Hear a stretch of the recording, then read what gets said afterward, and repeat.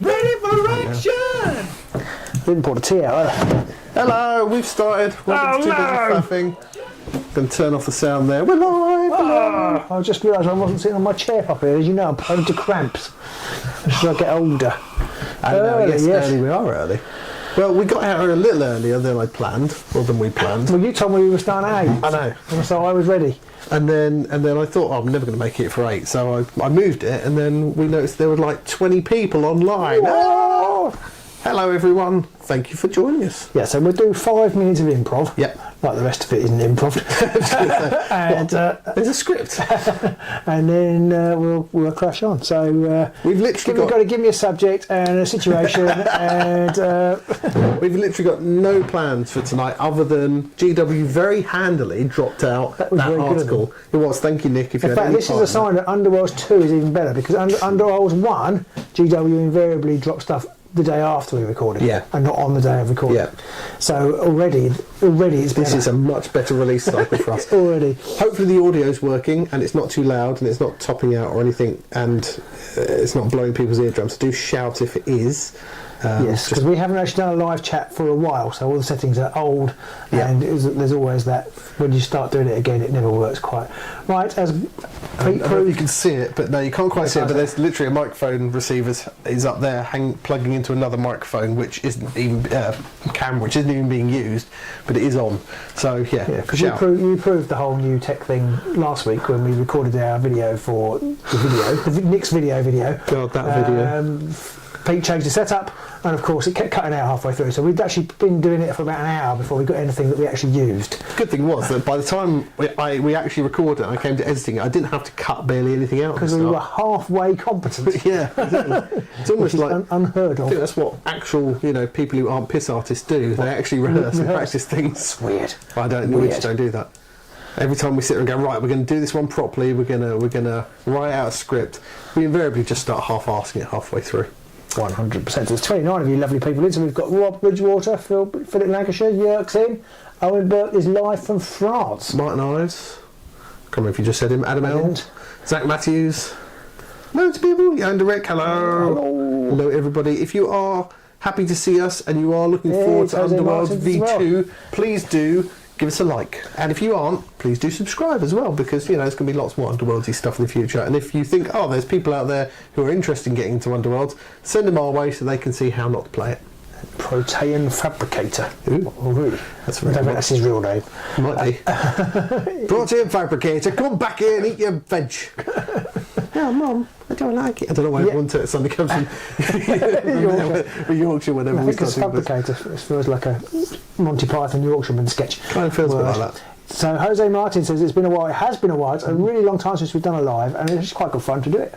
I'm already more excited about it. So listening to we may do more. We may do more as new Underworlds arise. It depends on, because we kind of ended up, I suppose, stopping eventually because we started to, I guess we ran out of interesting things to say and people weren't watching. Yeah. So if we get 36 concurrent viewers or whatever it is, we'll be here. And I think part of the reason why we kind of stopped for was because GW obviously wound down things as they were ending V1, and they're like, okay, we're going to be ringing V2, and there's no point really in them doing anything. No. So it kind of dried up a bit, so there wasn't a lot for us to talk about. Got more people coming in. Even more. Tim Underback, Lech, Charles Hill, hello everybody, hello everyone. Protean Fabricator says A up, see, so you're from Yorkshire. E up, lad. So hopefully we'll do more of these. If people want to see them, please do let us in the comments. Do let us know if you would like to see them. Sounds a bit weird for here, he says. Yeah, is it? Okay. Can other people let us know what they're hearing sound-wise, if there's a problem we need to look into? If you're watching this after the fact, if you're watching it the next day, hello Aaron, then do let us know in the comments below if you'd like to see us do more of these things, what you'd like to see us cover, if so. Stereo is weird. Okay. Can you listen to it in mono? Can you hear us both in mono? Hear us both. If I don't say anything, it'll be better. Yeah, that'll work. So yes. Hey! There's a Nick. Underworlds represent. Right, any questions, ask Nick, which can see it. Right? Yes. So he may sign off the chat. Yeah. Nick has left the chat. Nick has blocked the chat. Hello, Val. Valentine's in as well. So we're just trying to sort out this sound, are you? I've got no idea what I'm going to do with the sound. Okay. Let me have a quick play around whilst you talk to people. Oh, wow, okay. What do I say? Dunno. So I might take. We've got a little separate channel running in the Patreon Discord. Yep. And I'm going And to if you are a patron, do posts over there if you've got any from questions. Slippy, because it's quite a good, from Harry, you may know from our tournaments. He says, which forgotten warbands are we most looking forward to seeing coming back? And somebody said Storm of Celestus, which is currently my least favourite warband, so it may climb up the ranks. Which one am I most looking forward to? I'd love to see Eyes of the Nine relevant, but I don't think I will, because I think FLM will be still reign supreme there. I mean, it's going to be interesting to see, and obviously there are people in the chat who might know, but they can't say anything. It'll be interesting to see which 16 warbands are coming back to buy or remaining to buy. I think it's going to have to be repackaged, isn't it? So they could totally do new. Not totally new warbands, but it's not even like they could just say, oh yeah, we'll sell the old stuff. I suppose they could sell the old stuff with the old cards and then just give you PDFs to print out. Sorry, I was looking at that. I've got no idea what you're talking about. And so, I can't think of anything amusing that I might be talking about. I was talking about the Garrick Reavers. 16 warbands. Yeah, I'd like to see Garrick, actually. I think the 16 warbands is a good topic of discussion tonight. Yeah, that'll be one of the things. Yes. Well, I was going to start with Sleepy's question, which is your favourite one to bring back. Oh, I see. What I would be interested, excuse me, I was just saying, do you think they're going to reprint and rebox everything for the new system, or they're basically just going to set out their stock of what they've got and then say that's tournament legal and you need this PDF cards to print it? I hope that what they do is they release PDFs for all the warbands. Yeah, I anticipate that, but do you think they'll stuff that they've all stuff that's fairly new, like say Zondaras? Do you think they'll just sell their Zondara boxes through, or do you think they'll bring out Zondaras, say, with a new card? Do you see what I mean? Yeah, so all the current boxes in production of all the old warbands, what are they going to do with them? Yeah. I suspect any stock GW have got, they'll take back to... Well, I don't know, they might just flog it on. I mean, there are still boxes of Dominion and stuff in certain GW stores when the new one came out, so they might just keep them there until people either buy them and then they'll make all the things PDF available online. They're looking to Nick to see if he's going to nod or shake his head or anything, but they might just then do that. Stab lads. The only one, is that right, Valentin? Goodness me. Well, fair enough. That might be true.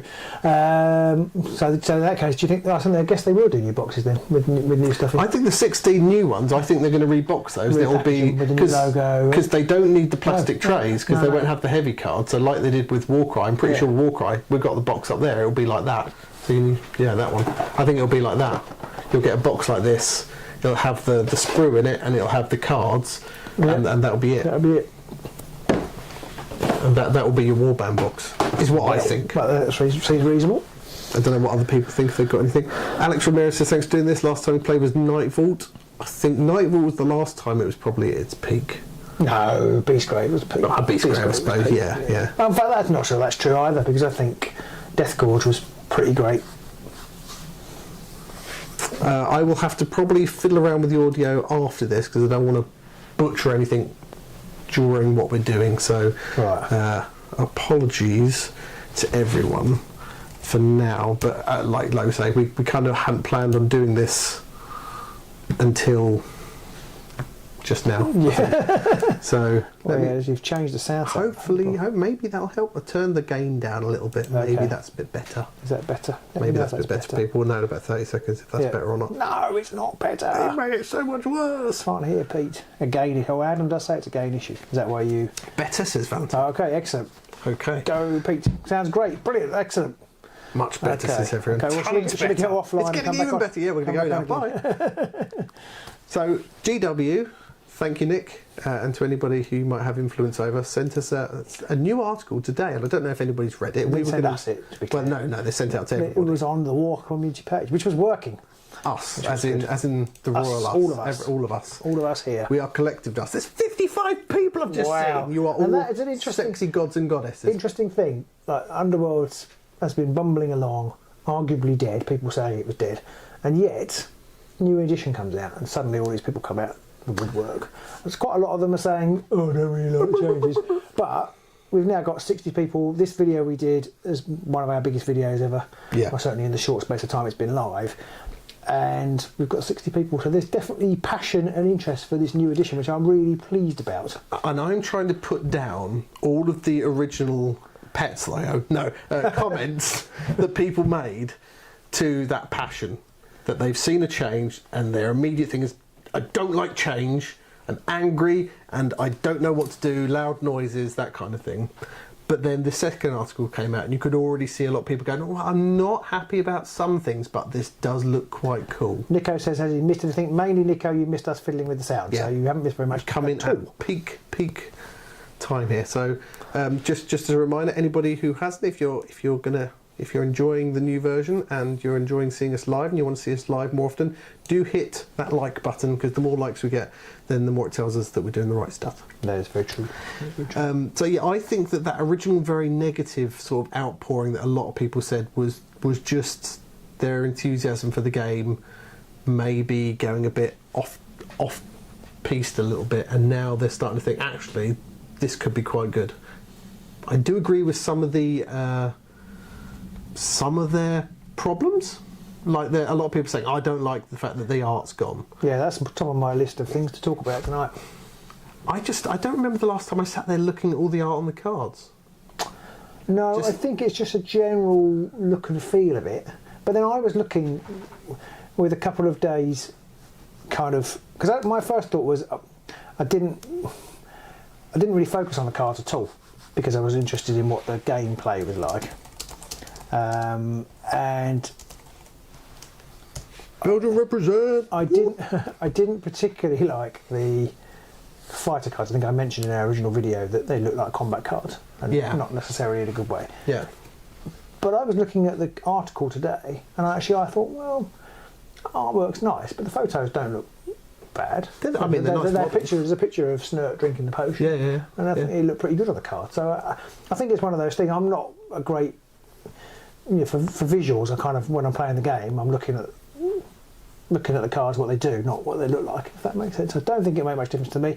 It's a totally commercial decision, isn't it? It must be easier to, and that's the other thing, it's easier to control for Games Workshop. They haven't got a commission artist, they've got the artwork. Yeah, you could argue it's a shortcut and a bit cheap, but it means if they want to bring out a load of new cards and new artwork on, they've got all. They can do it so much quicker. Do it, yeah.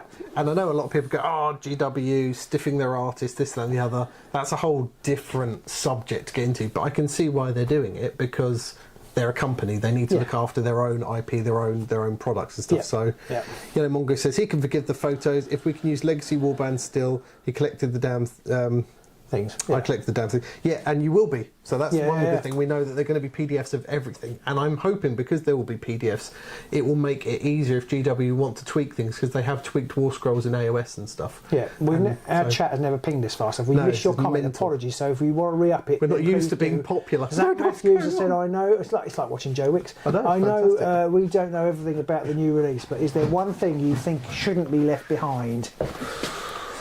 Well, it's just like Joe Wicks now.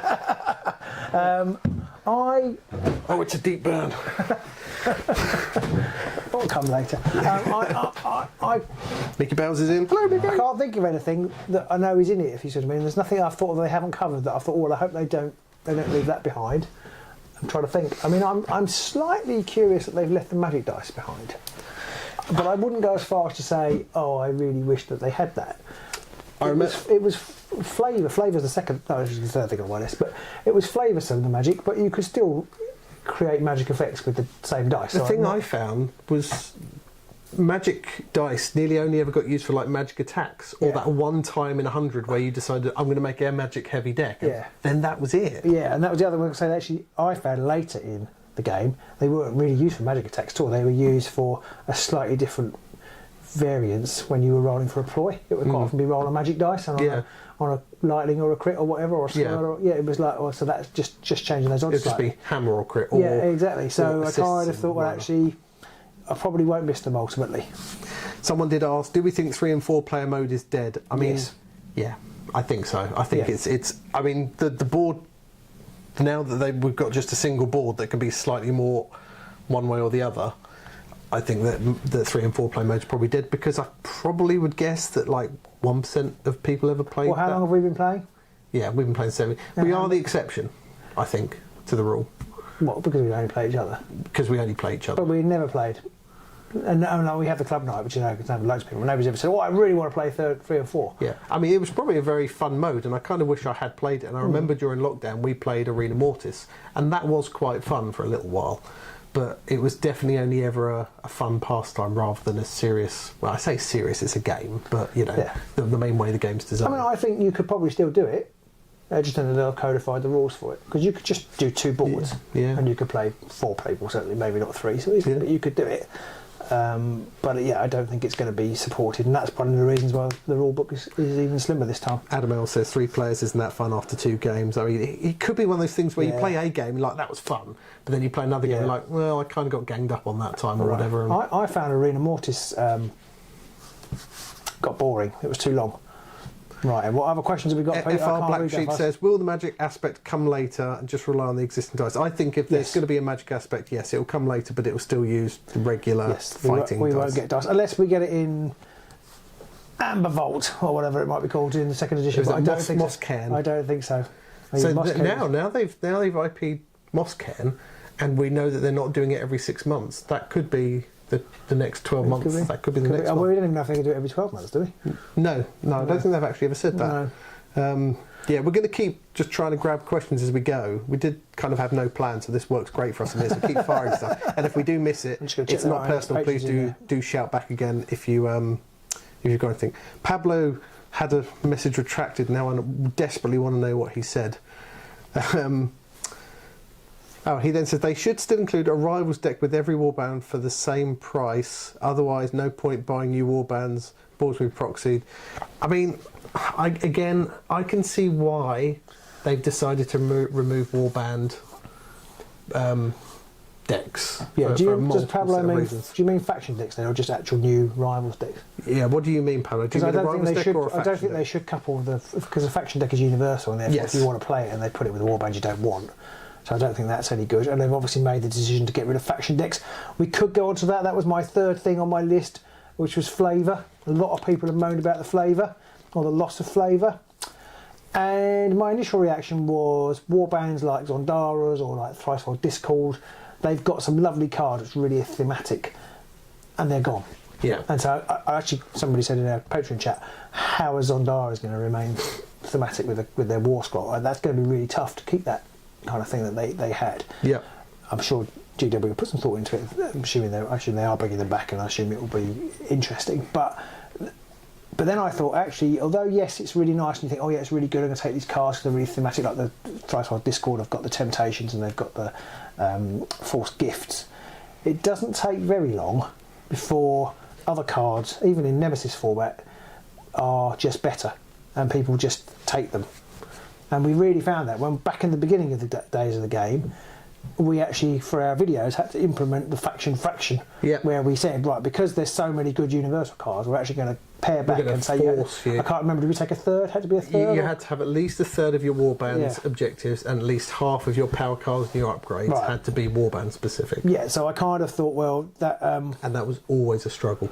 Well, yeah, exactly. So I kind of felt like, actually, although people say, oh, I really like the flavour, most players, and not all players, because not everybody's the same, but most players, if there were better cards that weren't on faction, the faction cards could have disappeared quite happily.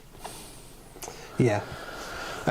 Somebody said that they're hoping that they do card packs. They don't need multiples of the models. I mean, for the actual warbands, we're hoping. They haven't said definitely, but we're hoping that all the current models out will get PDFs downloadable. There will be 16 old warbands that will still be sort of like tournament legal, and they'll be purchasable.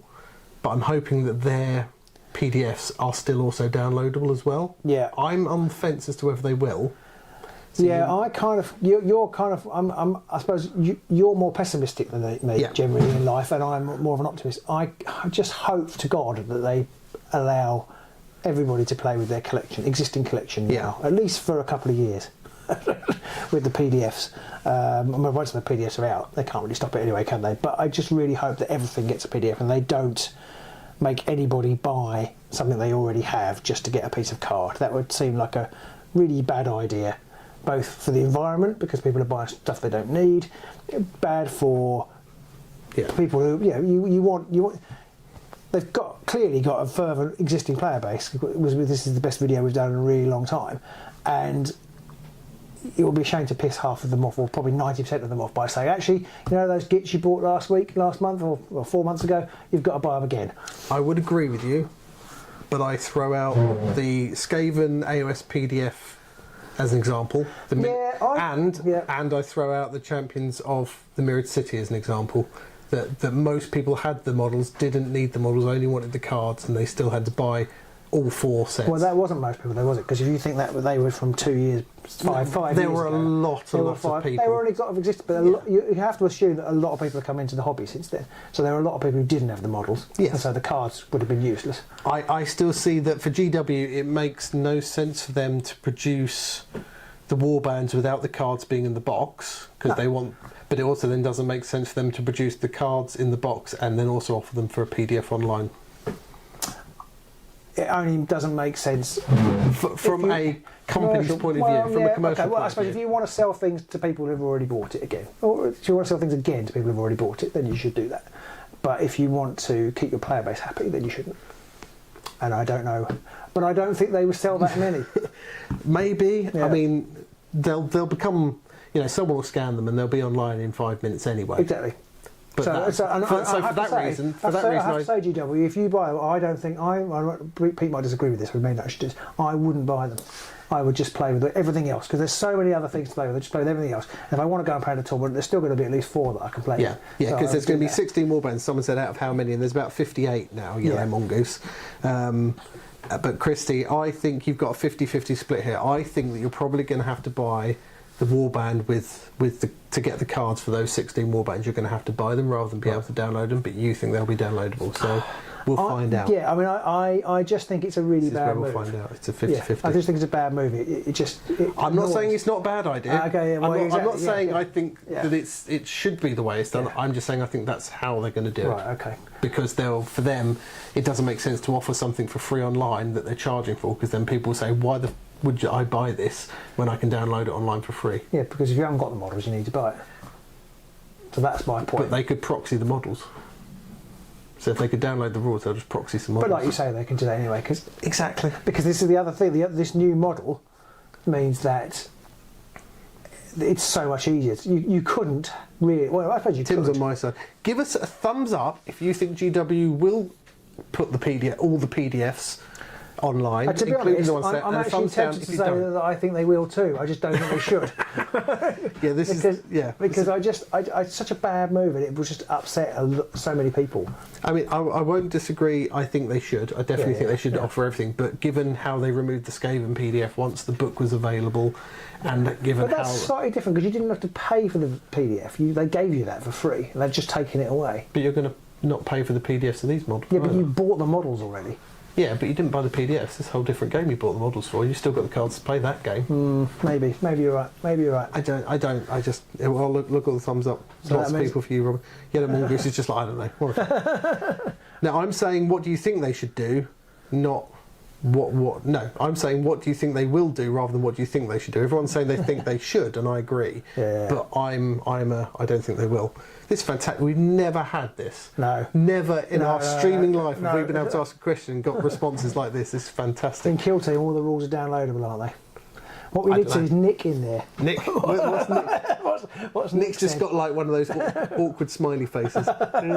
He's just got that. He's got the Homer backing into the hedge. 88 people. Thank you all. Slippy's online. Hello, Slippy. Thank you all for this as well. Yes. It is fantastic. You have reignited my passion for streaming as well as this game, and I think that if we keep getting this kind of response, we'll definitely be doing more streaming in the future. Streaming games, streaming live reviews, all that kind of stuff.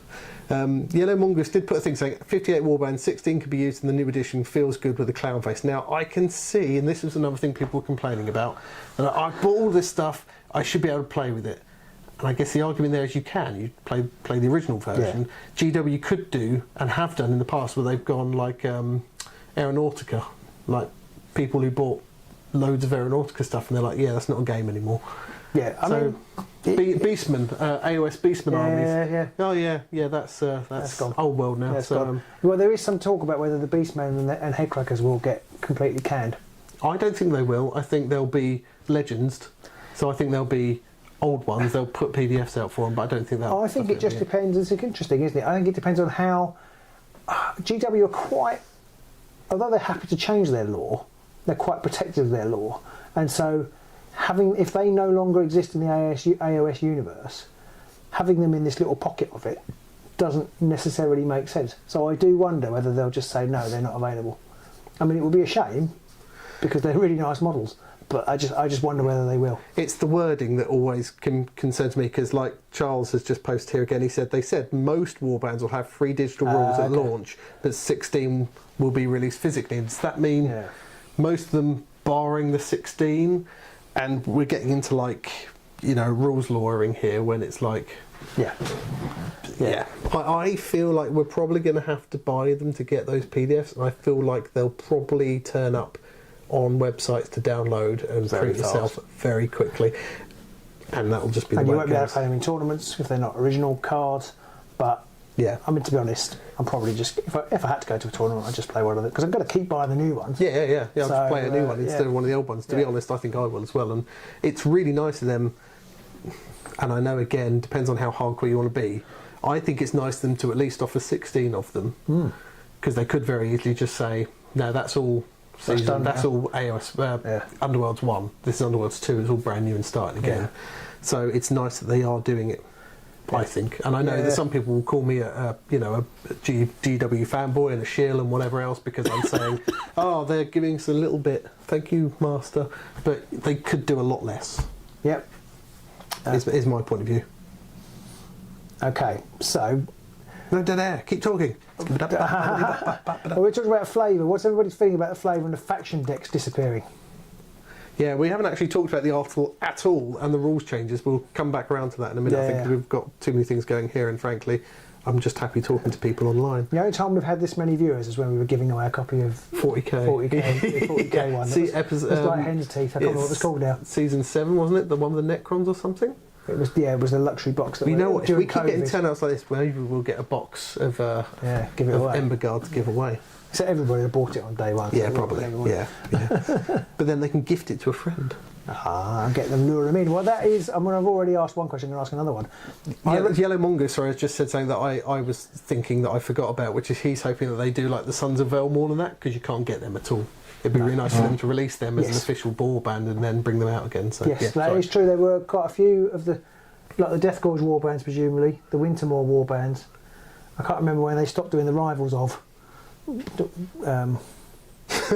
Adam L says the game is still terrible until they fix the line on the box that doesn't match up. I'm hoping to God that's just a render issue.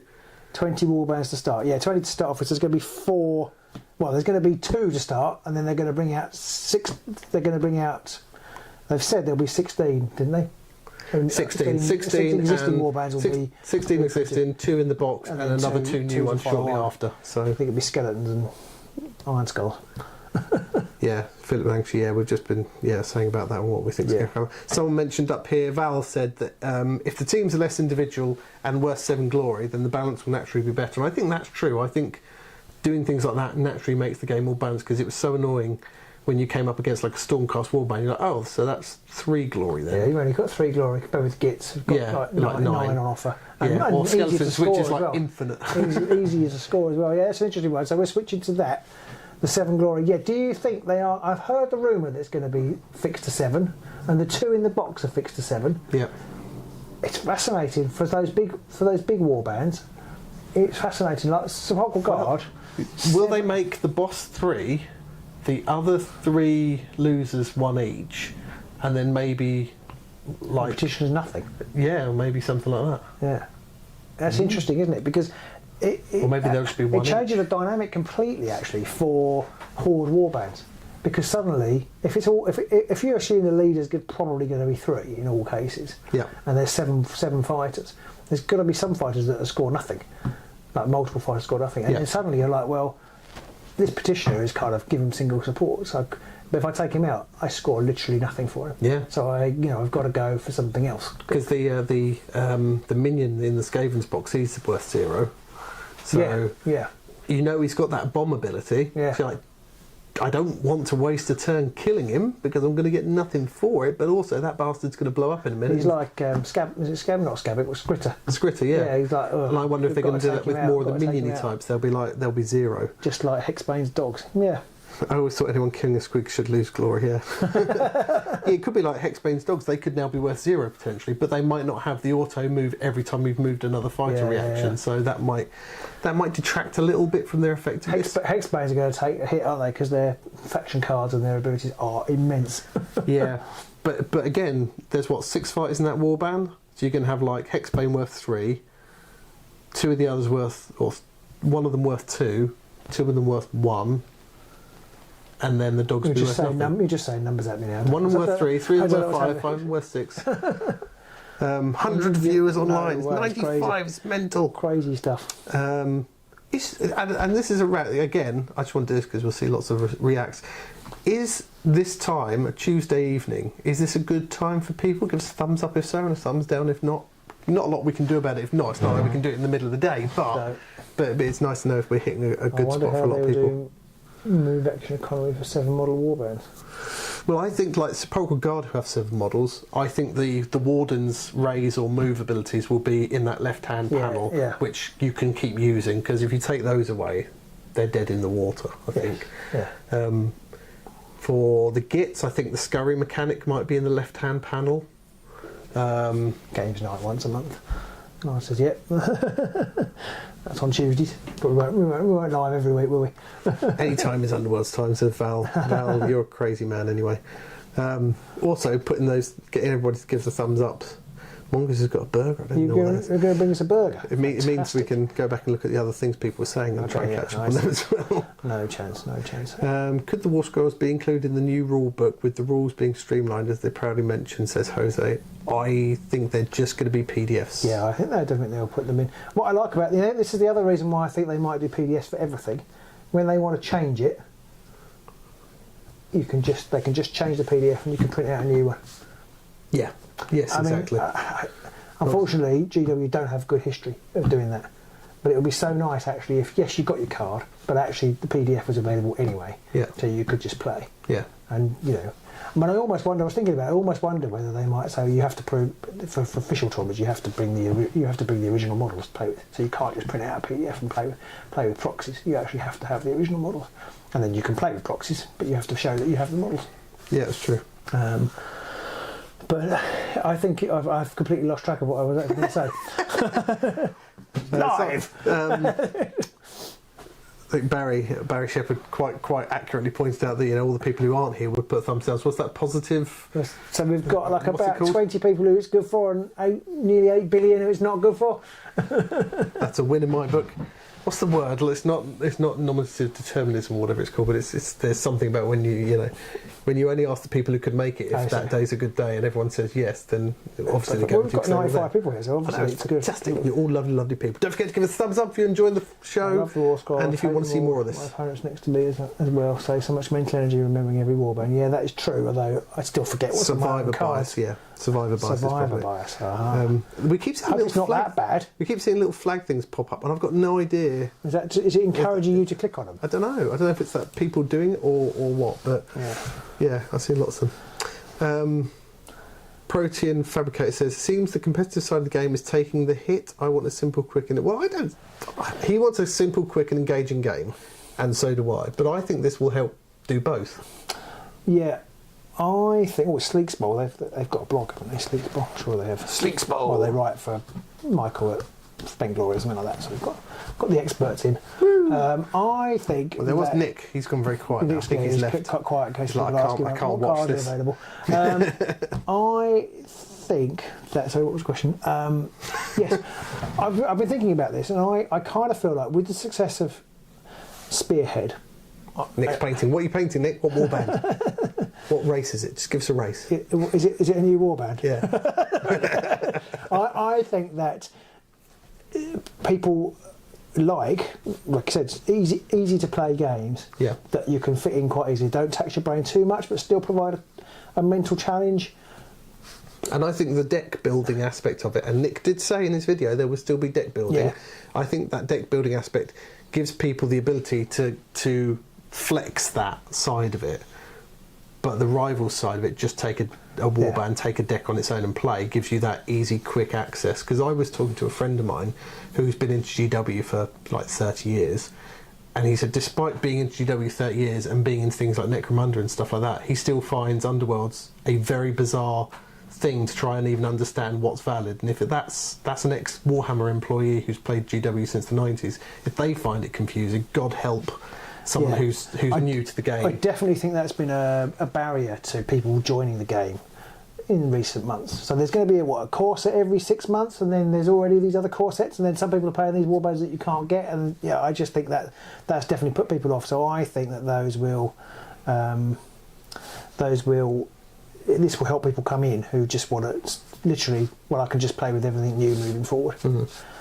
I see Henry's in. Hello, Henry. Henry says, we had those quick, simple rule sets with Warcry and Spearhead. Did we really need a third simple game in the AOS universe? I'm going to say yes, because I haven't ever played Warcry. Well, that's not quite true, but it's mostly true. Well, I haven't played Warcry in 6 years. I enjoy Spearhead, but it's not the same kind of game. Yeah. And Underworlds, for me, with the cards, the decks, the boards, is just a fantastic combination for me. I mean, yeah, and I'm going to say, maybe this is just me, maybe I don't think things deeply enough, but I have never really thought, at any point in the 7 years that I've played, oh, this isn't very challenging. And it's got simpler and more complicated, and there's been more card combinations and fewer card combinations, and I've never ever thought, sat on the board and looked at the board of my cards and gone, oh, this is really easy. What I want is a more complex game. And I don't think that this is any more complicated, or less complicated, sorry, than the original Shadespire. No, I don't either. From what I've seen, obviously we haven't played it, but it doesn't look. It looks very similar in a lot of ways, and I can't see how I'm going to suddenly go, oh no, this just doesn't work for me anymore. It's just far too simple. I also found that things like AOS, they allowed me to scratch, Spearhead allowed me to scratch that AOS itch. They allowed me to roll handfuls of dice, to play that kind of Warhammer game that I'd played when I was a kid and I've pretty much wanted to play for years and years as an adult. It's given me a chance to scratch that itch, but Underworlds is still a very different challenge for me, and I don't think, like you say, that this makes it any simpler. I get what people are saying when they say that some of the warbands are going to lose some of their character. Mm.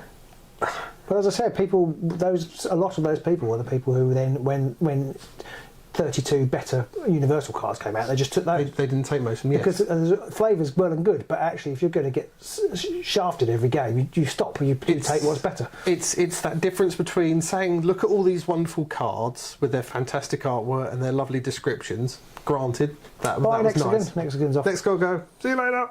Watch rest tomorrow.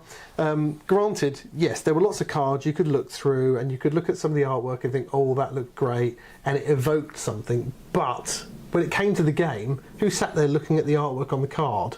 You were sitting there looking at the board, trying to work out your next three moves, looking at your objectives. Yes, the cards gave you something to look at in between games if you weren't working on your next deck, but that didn't add to the game at all. No, I did like playing Cunning but Brutal and Brutal but Cunning. Yeah. I mean, that's just, why wouldn't you? And they could still be in there. They could speak to their abilities. So. They could, but that is a little bit less thematic, and I'm not sure I particularly like the fact that most abilities only seem to be one shot. Yeah. Because that will give people like me terrible analysis paralysis. Should I use this now, or should I wait? And I'll be like, I'll be like every role-playing character and every computer game character I've ever got. I'll get to the end of the game and I'll still have the three abilities left because it might not be the right time to use them yet. A backpack of healing potions and God knows what else. Exactly. There will be that, but I'm going to go on the fact that I'm mostly just going to try and use them as quickly as possible, especially if they're offensive things, because you might as well use offensive things as quickly as you can. Well, yeah, that's very true. There was Chrissy asked a good question. If they introduce the underdog mechanic, they need to get rid of the roll off each round. It broke ties. It said in the article that it broke ties, the underdog. Oh, okay. It's in the roll off. Right. So okay. if you have, so you still have the roll off, but if you both get a tie and whoever's losing, I guess it's the underdog gets to choose, which I think is really quite good. Yeah, if you're losing, then you need a little bit. What other question have we got? I'm on the fence about the underdog mechanic. I will have to see it in action, but it doesn't sound too oppressive. Yeah, I know, and I think Jörg mentioned on our Discord, he was saying that people might then hold back so that they could have an advantage going to the next round. And I think, for the most part, you're never going to hold back scoring objectives. It's possibly different in Spearhead, because he was saying that in Spearhead that people do that. But I kind of feel like in this game, if you certainly when you've constructed your deck, you want to score it. Yeah, because if you hold on to a card, so generally it's going to be an end of round card. Yeah. There's no way I could ever see that being beneficial for you to go, well, I won't score as much as I possibly can, because it might be better for me next round, because you might still lose roll-offs and things like that. And I'm a little bit, I suppose because Underworlds has been the ultimate competitive game, I'm a little bit worried about the underdog mechanic, just simply from the fact that if you've crafted a deck and you've played your game well, and so you're beating your opponent, is it reasonable that your opponent then gets a leg up just because you've done things better than them? I don't know that it will actually make much difference, but it feels a little bit like we have to keep things as close as we possibly can. And I do see the point of it. I think Nick mentioned, I can't remember if it did or not, but I remember just basically, you do get games where it's like you get that 20 feel bad. 20 to 2 glory, and it's like, well, this isn't really fun for anybody. I think, and we don't know when the underdog mechanic kicks in yet. We don't know if it's when you're like losing by at least 5 glory, or if your opponent has more, if it's literally just whoever has more is not the or whoever has less is not the underdog. We don't know when it will kick in. And most of the cards we've seen that have the underdog mechanic don't do a massive amount. It's not huge. It's not huge. It's not like that 2 glory card becomes a 4 glory card or anything. Because in Spearhead, you could have literally a situation where you go, well, I'm going to do this, and now I'm going to rob you of several points in your turn, or I'm going to do this, I'm going to give myself several points. Lovely. Stu, thank you, Stu. Oh, very nice. Thank you very much. I would say, and I know it's not possible for everyone, but it's very nice for you to give us that. And if you've got a question, Stu, ask it now, because we will address it immediately for doing that. But we are both married. But generally, I would say, if you can, put the money onto Patreon and join us on Patreon, because then you'll get more for your money. That is very true. Still like this as well, Stu. So ask us. Something I wanted to reply has gone off. Henry said something good too, but something even higher. Blancmange said they find it bizarre that they've kept friendly neutral enemy territory, but they have dropped the double board and the tactics involved with choosing your own half. Me too, to be honest. We had said in our initial video that they'd obviously got rid of it and there wasn't no man's land. But they've said in the article today that there is no man's land. Yes. And no man's land for one of them is like 5. Slightly longer. That makes no sense and is going to do my head in, because there's no obvious place where they are. Well, you'll see the line on the board, because it'll be the fold line. Maybe it'll be more obvious. It wasn't obvious in the picture, but I just thought I was going to be like... I think you'll see it when you look on the board, because you've got like 5 hexes down each side, and it's the third one. I almost thought and I'd there'll be a line. Get like little grey squares to put over them, so I know. You could possibly do that anyway. Just mark them a little bit. Because it might not matter. It might not come into it very much. But I'm guessing they're still going to have cards like if you hold stuff in 2 territories. I know that one of the Stormcast abilities was that one person who's in a different territory to 2 other players can push them 1 hex. So there's some shenanigans there. I mean, you had the same when you had Longboard. You only had those 2 hexes in the middle. But it was more obvious, because maybe it was. Maybe it isn't more obvious, because I've only seen a photograph. Yeah.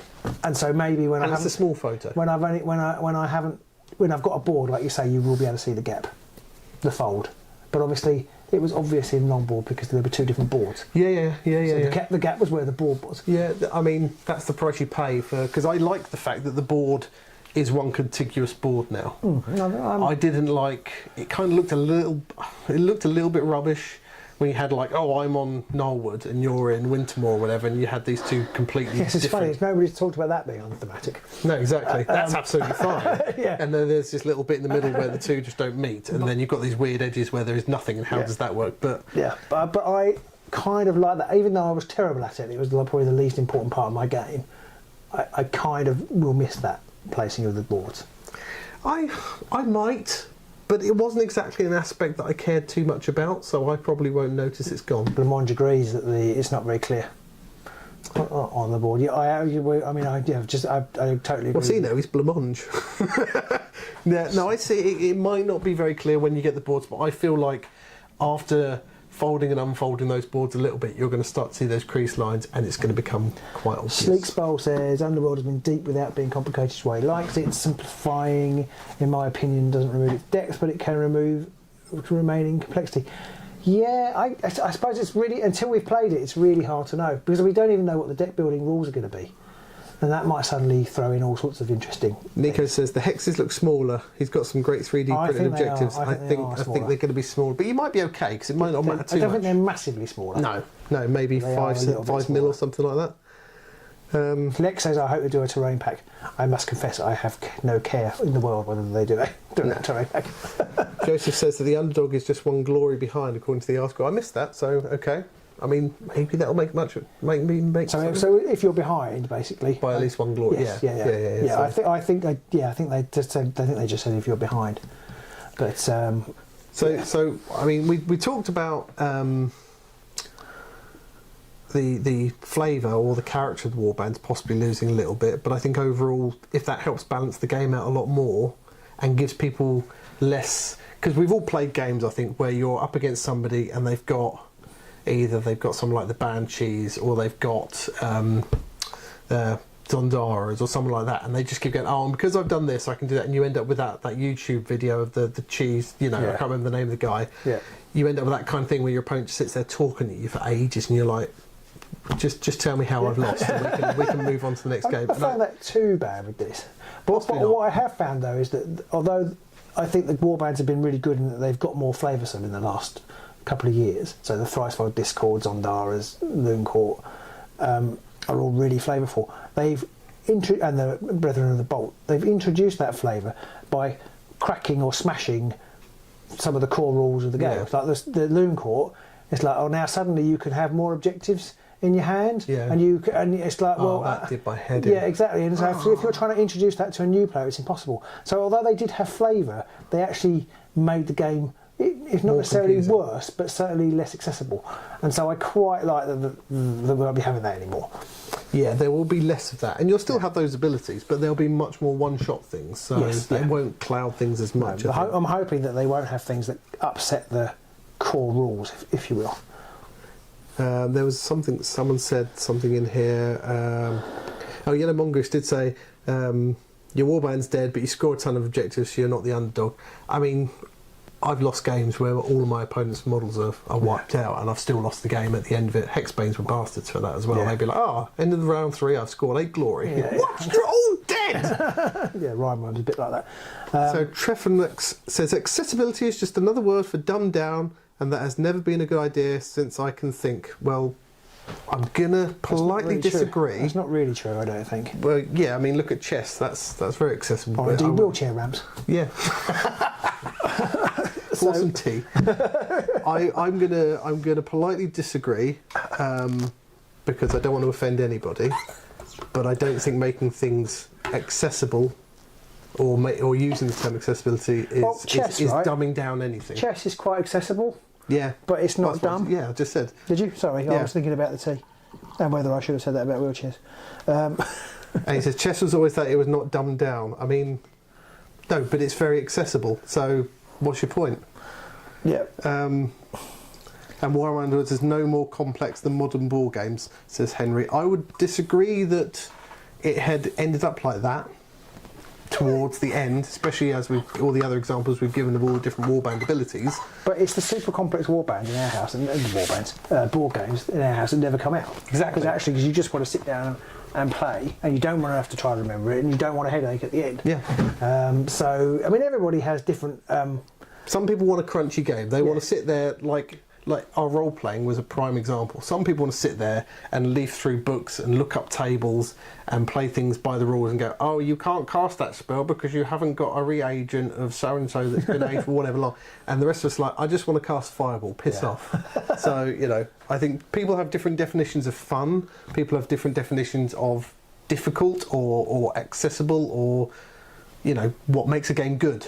And it could be that Underworlds just isn't some people's definition of what makes a game good anymore. Valentine's nailed it, I think. It's not just complexity, it's about clarity, and that's completely true. Yes. And I think often people confuse convoluted, complex rules that are quite difficult to pass, which if you're good at it, makes you seem really clever, as being deep and complex. And that's not everybody, because I know Henry in particular, from his interactions over the years, he thinks really deeply about his games. So I do understand that, He kind of understands board game design and stuff, but I kind of feel like there's a little bit of elitism in the complexity is better. Yeah, kind of argument. But that was the whole thing that the whole championship sort of community came out with when Nemesis became more of a thing. They were like, oh, well, championships are much better, deeper, complex game. Like, no, it's not. You just got more cards to pick from. Yeah, that's the only difference. Yeah, and actually, it didn't continue, and it didn't only not continue just because GW didn't support it in the same way. It didn't continue because more people didn't want it. Lamont says, are we disappointed that they're making the Universal Rivals deck? Sorry, we might be missing questions again. It's not deliberate. It's just we stop ranting and then the next thing pops up. Party Zoltan's on. Hello, Party. We did say, Zoltan, if you're in the Discord, you can post questions there as your patron. Blamond says, are you guys disappointed that they're making the Universal Rivals decks illegal with the new addition, e.g. Fearsome Fortress, and relatively new Universal Rivals decks like Hungry Parasite? I mean, it is what it is. To me, it's like, it's a bit of a shame. It's a shame that Rhineworm has disappeared because we've only just started to get to play it. I literally had only just built a deck for Hungering Parasite. I don't think I've ever played it. And so it's a little bit sad that that's going. Yeah. But, like, it is what it is. And at the same time, the level of excitement I've currently got after reading the latest article is much greater than my, I might play Rippers with Hungering Parasite excitement. Well, Hungering Parasite and to a lesser extent Rhineworm is an example of the problems. They triggered a ridiculous number of FAQs and interactions that broke the game and questions that needed to be answered, and then GW didn't answer them very quickly, so then there were tournaments being played and the tournament organisers had to make a decision. People might not have liked that decision, or they might have not taken that deck if they'd known the decision was going to be that way. Somebody's just mentioned Ready for Action. Nico's just signed up for a whole year of Patreon. Way! Join the Discord, Nico, and you can ask any question you want there. And we will respond immediately. He's ready for action. That brings us back to, completely interrupted my train of thought there, but that brings us back to, they brought back quite a lot of old card names.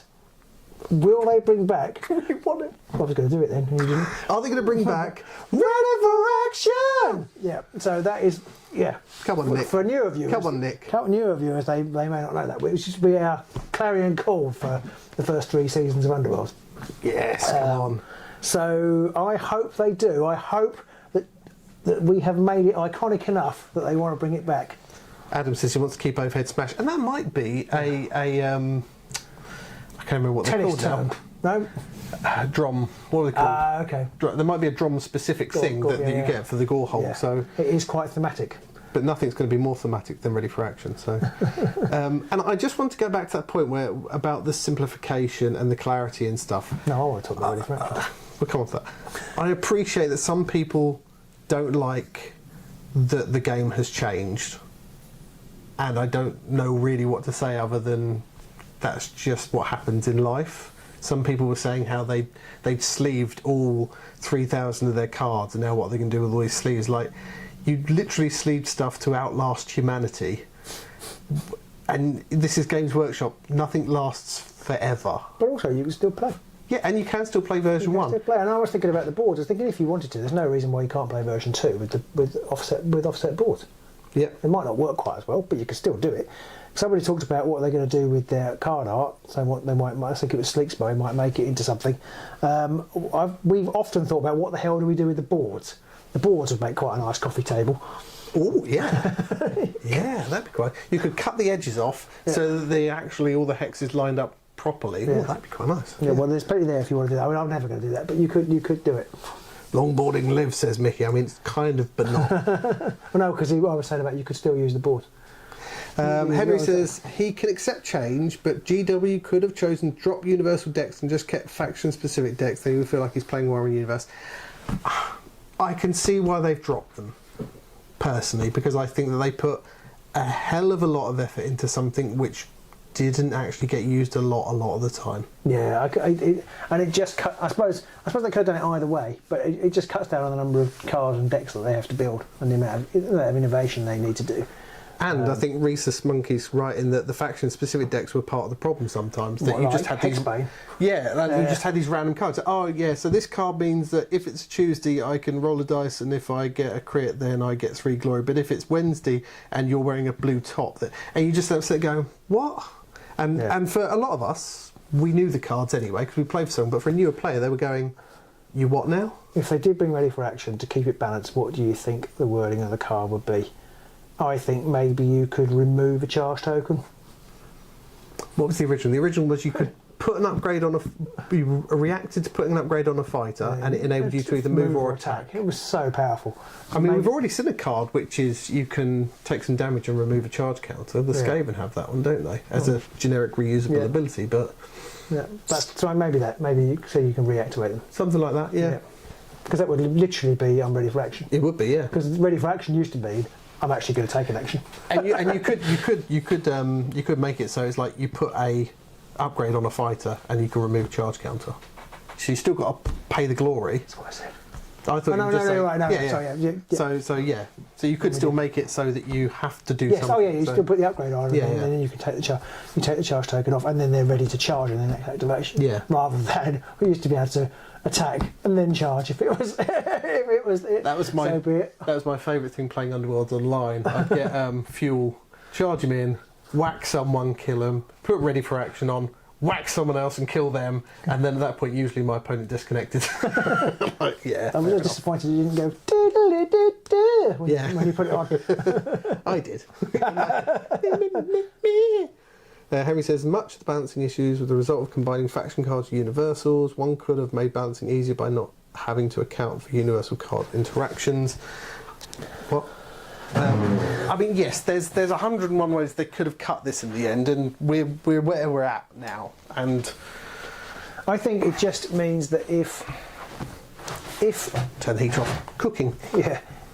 Without faction decks, it means that if something's oppressive, that they don't have to do as many errata. They're not making as many cards. They don't have to do as many erratas. And then if they have to errata a universal card, everybody probably knows how that universal card worked and how it now works.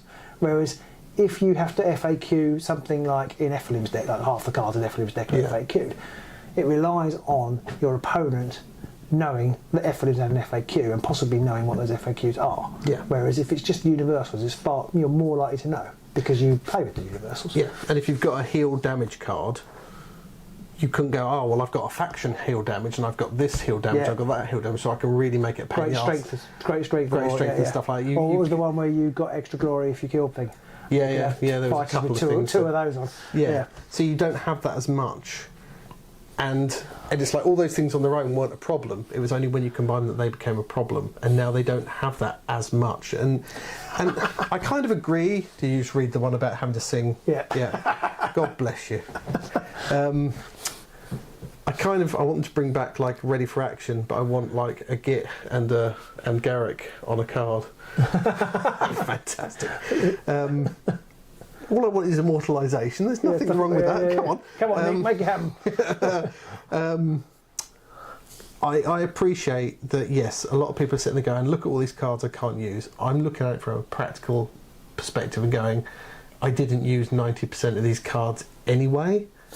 So nope. What's the point of you even being in the chat? You're just going to crush our dreams. Keep crushing, keep crushing, Nick. Keep crushing. We've got a couple points on the language. Yeah, Joseph Bingham says that with fewer words on the cards, there's less translations to translate. Yeah, which is I can see why it's a bit frustrating not to have any, because I don't really like symbols. And it can get a bit confusing. But obviously the game, it's partly about saving costs, but it's partly about making the game accessible to as many people as possible. As long as we don't start, getting told, oh, this fighter moves triangle hexes, and that fighter moves circle hexes. Yeah. What? Circle hexes? What's this nonsense? So we, I can see the frustration for the removal. See you, Henry. Bye, Henry. Thanks for coming. I think I can understand what people don't like. They did mention that they were getting rid of Barge, so Polyfission just said he hopes they get rid of Stun and Barge. They definitely said they got rid of Barge. I assume Stun is going. Because that got I don't know, more or less. I don't know. Neither of them got used. No, not really. I think that's. Hopefully they will be going.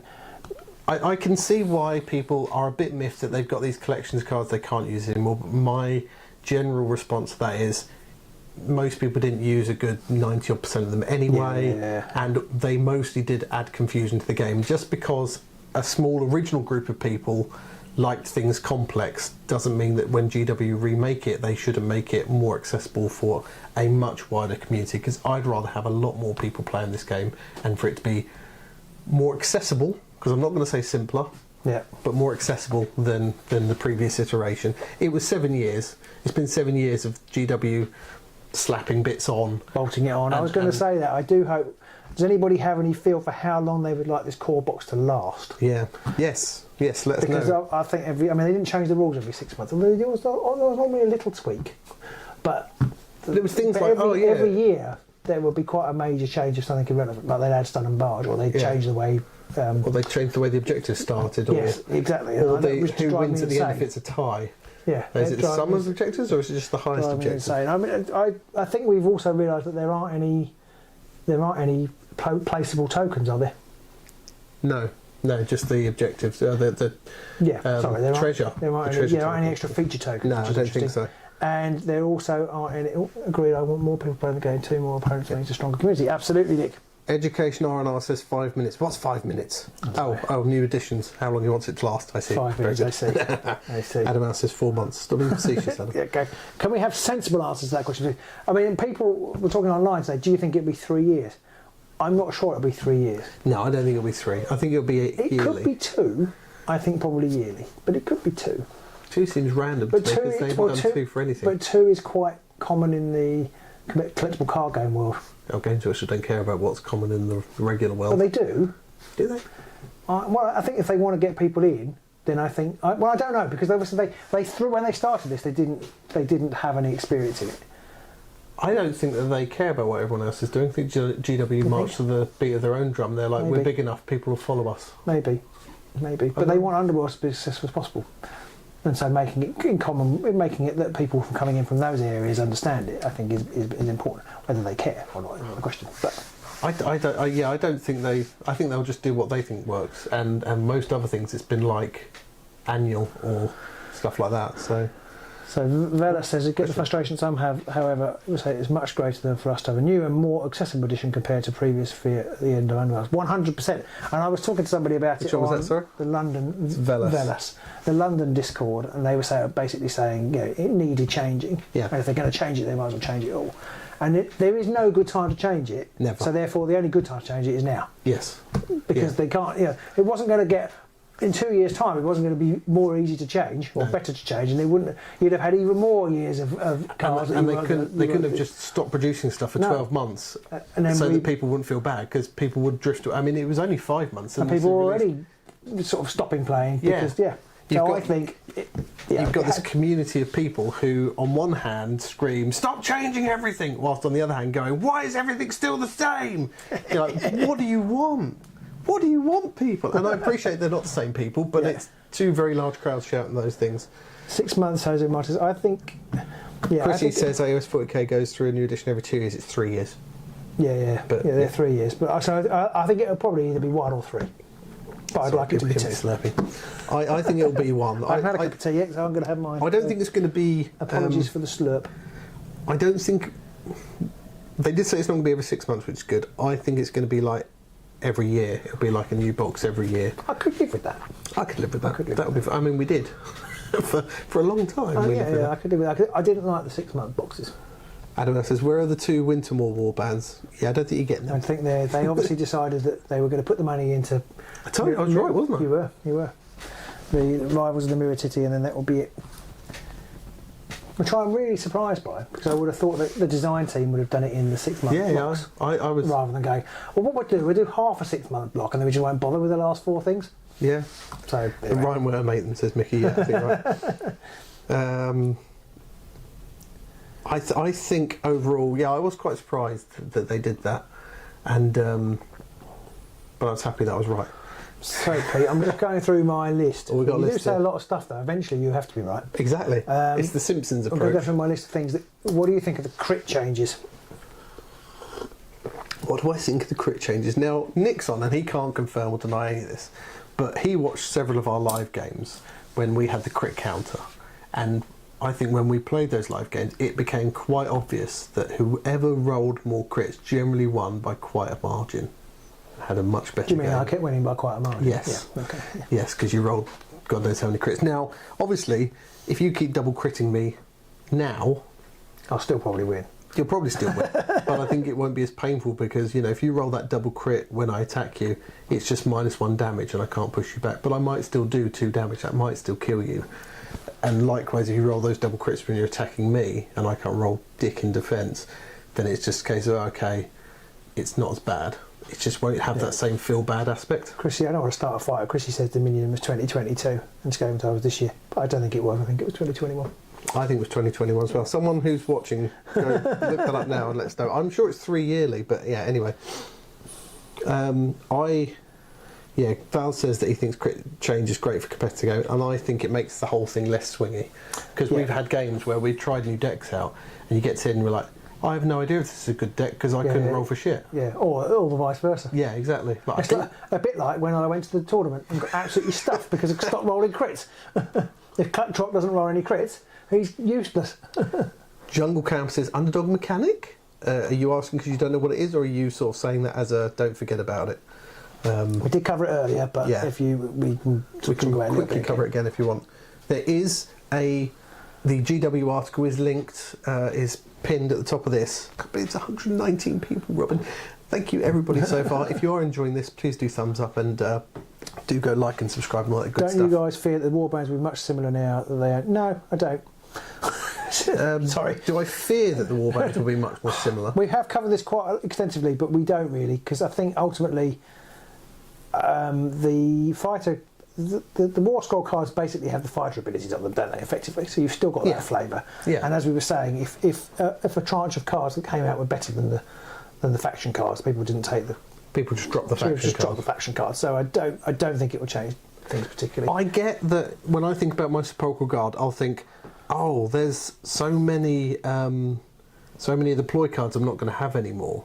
I'm not going to have Restless Dead. I'm not going to have the one which gives everyone +1 move. I'm not going to have the one where when someone kills you can explode and do a damage. I'm not going to have all those cards. But actually in reality, I didn't use them all the time, and they might not even come up through a whole game. So now I'm going to get 3 abilities that I know I'm going to get to use at points that will matter to me, and I'm going to be able to use them in conjunction with the other cards I've got much more effectively. I kind of feel like in some ways the theme is in the models as well, and so you just end up playing with what you've got, and you almost forget where they've come from. So I think maybe certain warbands will play similarly to each other, but I don't think it will matter in the moment.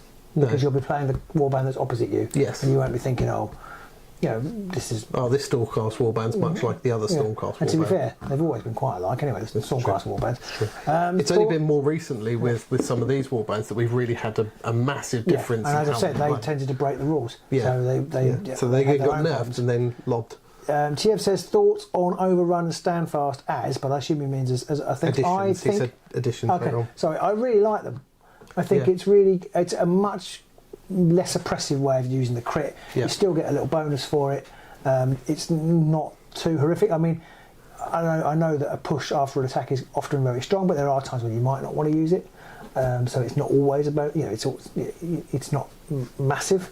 And the extra defence change is really nice. I think 1 less damage.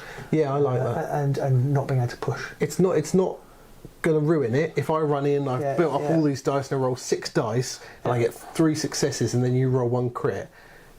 I'm not going to be as unhappy by that because I'm going to be like, I still beat you. Yeah, I mean, you might be a little bit because you might have been going to kill them and now you're not. Exactly. But you can start planning that into your attacks. You can go, you've got 2 wounds left, I'm going to hit you with 3 damage attack. So even if you do bloody crit defend this, you're still dead. 100%. So it enables you to do it more. Yeah. Tom D says, hello agents, how the heck are you guys? How the heck are you, Tom? No more salvage either. Yeah, I guess salvage will be gone because there won't be any faction cards to remove. So it's true. So unless I suppose maybe if there were like leader cards, maybe. But you do have that other ability now, don't you? Which enables you to discard any number. Oh, that's true. You've got focus. Foci. Yeah, or focus. If I'm going to throw my cards away. Yeah, focus. I guess there might be times when you want to use it. It feels like you're probably going to lose if you have to use it. But in a game before where you were sitting there thinking, I wish I could get rid of all these cards, lose anyway. you were probably going to lose. that true. now gives you maybe a little bit of a chance to go, bollocks to that, I'm going to start again. Okay, this is a better hand. It might help, as Nick said in his video, it's slightly less feel bad. Yeah, Martin's going to try out the new crit mechanics soon. Yeah, you could actually, couldn't you, easily enough? You could do that now, to be honest. Yeah, I think that's an interesting idea. Surround said, does anyone believe that GW will now be selling warbands without cards and selling the cards separately, or do we think they're going to sell the warbands with each deck to make us buy? When you say deck, do you mean like when they release the new universal like decks? whatever I those are going to be? hope to God they don't couple the two. Yeah. Because I think people came back to the game when they decoupled the card chasing, and so when you just got faction cards. Yeah. And you could buy a rivals deck separately. Yeah. So if you didn't want to buy, I can't think of a warband now. It's completely gone out of my head. Well, it's like Chosen Axes. Well, you had to buy Chosen Axes if you wanted ready for action kind of thing, or whatever it was. But no, I was thinking more recently, if you didn't want to buy Zondaras, you just thought, well, I won't have to, it's not going to spoil my game. Yeah, exactly. So I really hope that stays decoupled. I think they learned that was a bad idea, and hopefully they've remembered that lesson. And it's funny because when they first stopped doing that, a lot of people were up in arms because like, I'm still going to have to pay the same price for less cards. And everybody quickly stopped giving a shit about that because actually this is just a better way of doing it. And I'm paying a little bit more, but I don't really care that much. I didn't use half the cards that were in there anyway because you had an awful lot more of shit cards. Yes, yeah, that was one of the things. You're like, oh, I've got 2,000 cards I can't use. Yes, but of those 2,000, maybe 100 were cards you'd think about using. Do you remember that? I did a video about the bell curve, didn't I? So it was just like you still use the same cards. In fact, it was worse because it wasn't just a bell curve. No. Because it was a much more pointy bell curve because the number of cards you could use out of the 1,000, it was a much smaller number, so it was rubbish. Is there any mention of selective mulligan? There isn't, but I think that's probably too low-level detail for the current. But also, articles. they were pointing out what had changed. So if they hadn't mentioned it, that's true. then maybe That's a good point. That is a good point. And it was a nice thing to have. So I think they'll keep that. I think most card games have mulligans because you can just be screwed over by it. Exactly. Oh look, I've picked all my third and fifth Although I cards suppose up. he means. So I'm guessing actually, Adam. I'm guessing you mean selective, meaning you can just get rid of 2 or 3 cards. So I'm guessing, as they haven't added that, I suspect they won't. I'm guessing it isn't. In I like the fact that you've got to pick all or nothing. It's got to have a little bit of a downside to it. Slippy came back to the game when they decoupled cards. Well, I'm pretty sure, Harry, that GW would definitely wanted you to. Ruined Slippy. Don't out him. You might not want people to know who his real name is. Sorry. Slippy of Brighton. Henry. But with the 4 decks in the core box, you will have to buy those 2 warbands, even if you don't like them. True, but you also need the boards and the rulebook. So, for the sake of a whole new starting game, I think it's okay to buy 1 box. The 4 decks in the core box, you have to buy the list. Yeah, well, that's true, but you have to buy the core box to play. Goblin Twink sums it up, really. I'm mad because I can't use the cards I've only used once or twice ever. It's kind of a bit like that. I've got Beastgrave. I've got the whole Beastgrave set of cards still in a box on my shelf. I don't know why I've still got them, and I'll probably still have them in a year's time. I've still got all my Shadespire ones sleeved up there, well, not sleeved, in a folder up there. There's a little bit of me that's going to feel very wrong taking all of these cards and just dumping them in recycling. I know, it's going to be hard. I did get rid of a load a while ago, so I haven't got them all anymore. But at the same time, it's like how many of us have got to a point in our lives when we've just got rid of that army? When we've just sold that army because we don't play it anymore, or just done that kind of thing. I haven't gone out and thrown it in the bin. No. But I have still got the same army that I played 35 years ago in the garage. That's sort of come apart as the years have gone on, so that's not really any better. Thoughts on the art of cards? We have kind of covered that, but I mean, our feeling is that we can see why they've done it, and maybe we prefer art, but I don't think it ultimately. It's not a deal breaker. It won't affect massively. I don't sit there looking at the art of the cards ever. And sometimes, I was thinking about it when I was younger, I'd have absolutely loved photographs of painted miniatures on the cards because when I was younger in particular, I loved that. Heavy metal pictures, because I guess they were rarer. You can get photographs of everything all the time, but I would have been like, oh wow, it's a game with the photographs of the miniatures painted. I'd have thought that was brilliant. The combat card games. Yeah, I the phrase looking at those combat cards. There's all those models. Yeah, and I get that some people, and they've said on our videos that they loved leafing through all of their binders of cards. Like, it's a bit weird as far as I'm concerned. Everyone's got their own thing. That's up to individuals. But for me, that was never a thing. I nearly always made my deck on Underworlds DB, which involved just looking at text and then picking the cards out after. Slippy said, should we live stream a Universal Bonfire? That would be quite funny. But yes, the fighter. Somebody has pointed out the fighter cards it's much easier to see who they are, because there were times, particularly the especially Ghosts or Sepulchral Guard, or the Gits. Morgwaith, the two girls. It's like trying to work out which one's which, or anything, any of them with it. Left ear and right ear. Yeah, or the ones with the orcs, or the grots, which grot is grot, which grot is grot. Yeah, so I think it is. Or the Reapers, the OBR people, all those kind of ones. It did make it easier. Yeah, in some ways. We use your 35-year-old army. In some half the chat. Show us it. Was that? I could get it out of the garden. I think it's 35 years. It's probably not quite 30. I know it probably is. Probably is. Some of the models in it will be. Yeah. I've got some lead. I've got some lead models still in the garage. For me, it's a bit of an adjustment, but I'm not particularly bothered overall. I know some people are furious by it, and they can still play the original game. And one of my, I've not actually said this to any of the responses yet, but one of my things is, well, if you're going to continue playing the first version of the game, then what have you lost? Why are you so angry? You've not lost anything. You can keep playing it. As far as you're concerned, that's the best iteration of this game. There you go then, keep playing the best iteration of this game.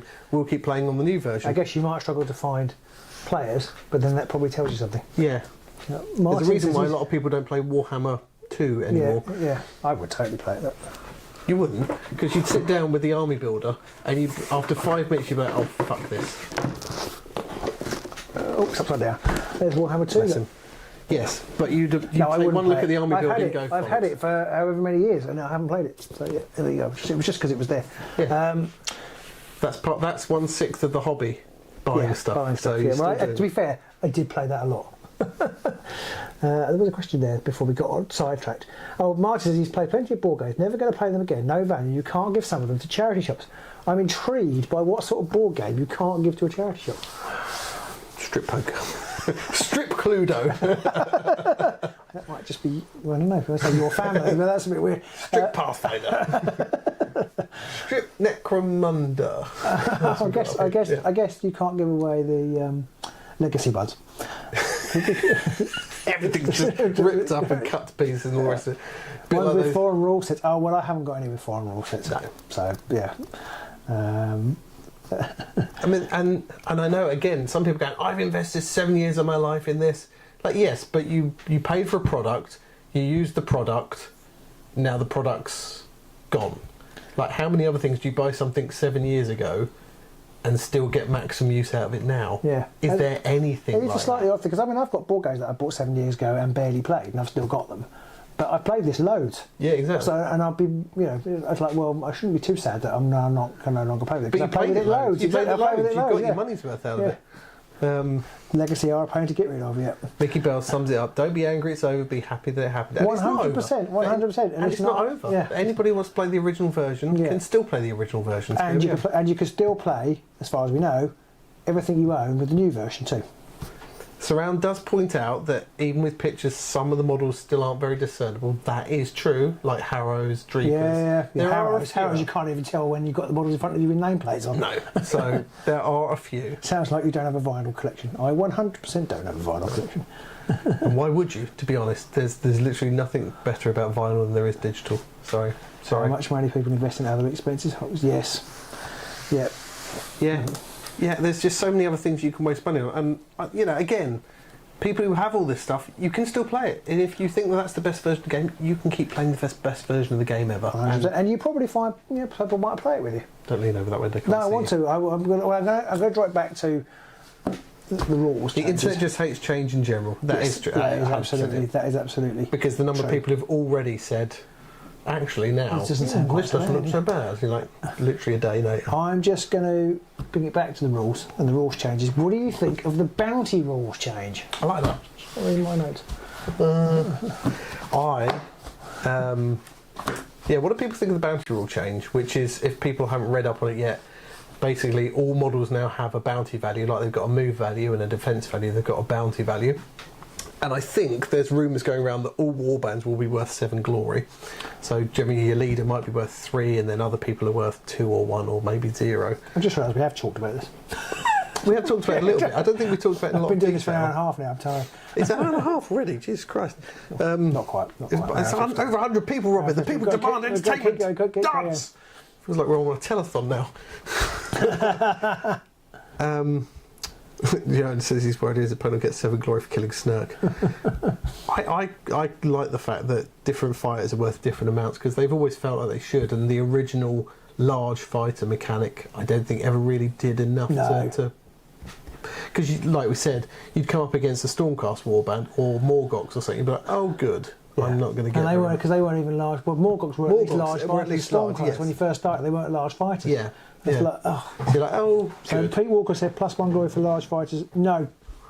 And if you mean, is that the rule we're talking about? No, it appears, well, it's true, that the fighters all have different glory values, so the leaders have more. And that's really good, and I think they have included that because, I think I've said to you before, there is almost, apart from maybe like the Warden in your Path of Prophecy deck, there is almost never any point going after the leader. Yeah. It's just painful, because you're probably not going to kill them, and then you've wasted that time. But now, you've got an incentive. If the leader's worth 3 times more glory than a minion, or infinitely more glory, then you've got far more chance to go for the leader. Martin says glory per fight should have been there from the start. I agree, and I can see why it wasn't in the early days when they were first coming up with the game. Well, they just didn't really think about it. Just what wasn't they were doing, I think. Yeah. Well, actually, Roger said they started playing 4 weeks ago. Well, in some ways, it's a really good time to start. Yeah. Because you can get straight into this new version. Unless you're someone who's gone out and bought like every single box and thing that they could find. Yeah. But even then, you'll probably still be able to play with most of the stuff. Yeah, all the warbands are still going to be valid. So so welcome to the game.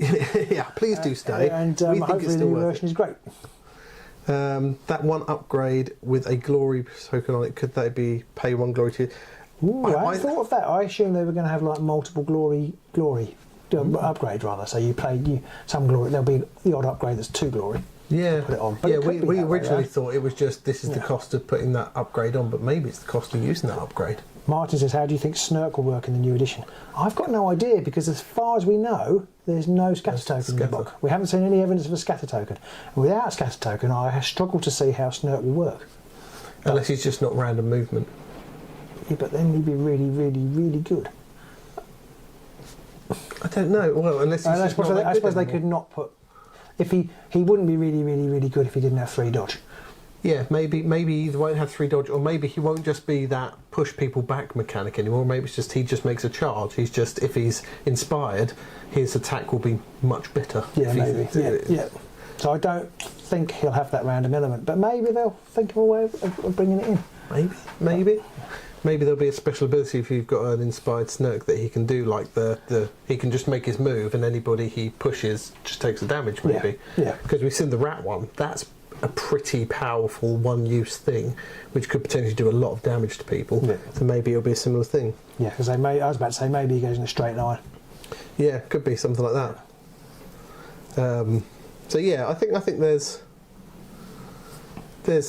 a lot of different ways they could come. It could be that maybe they're not even one of the thingy warbands in the first place.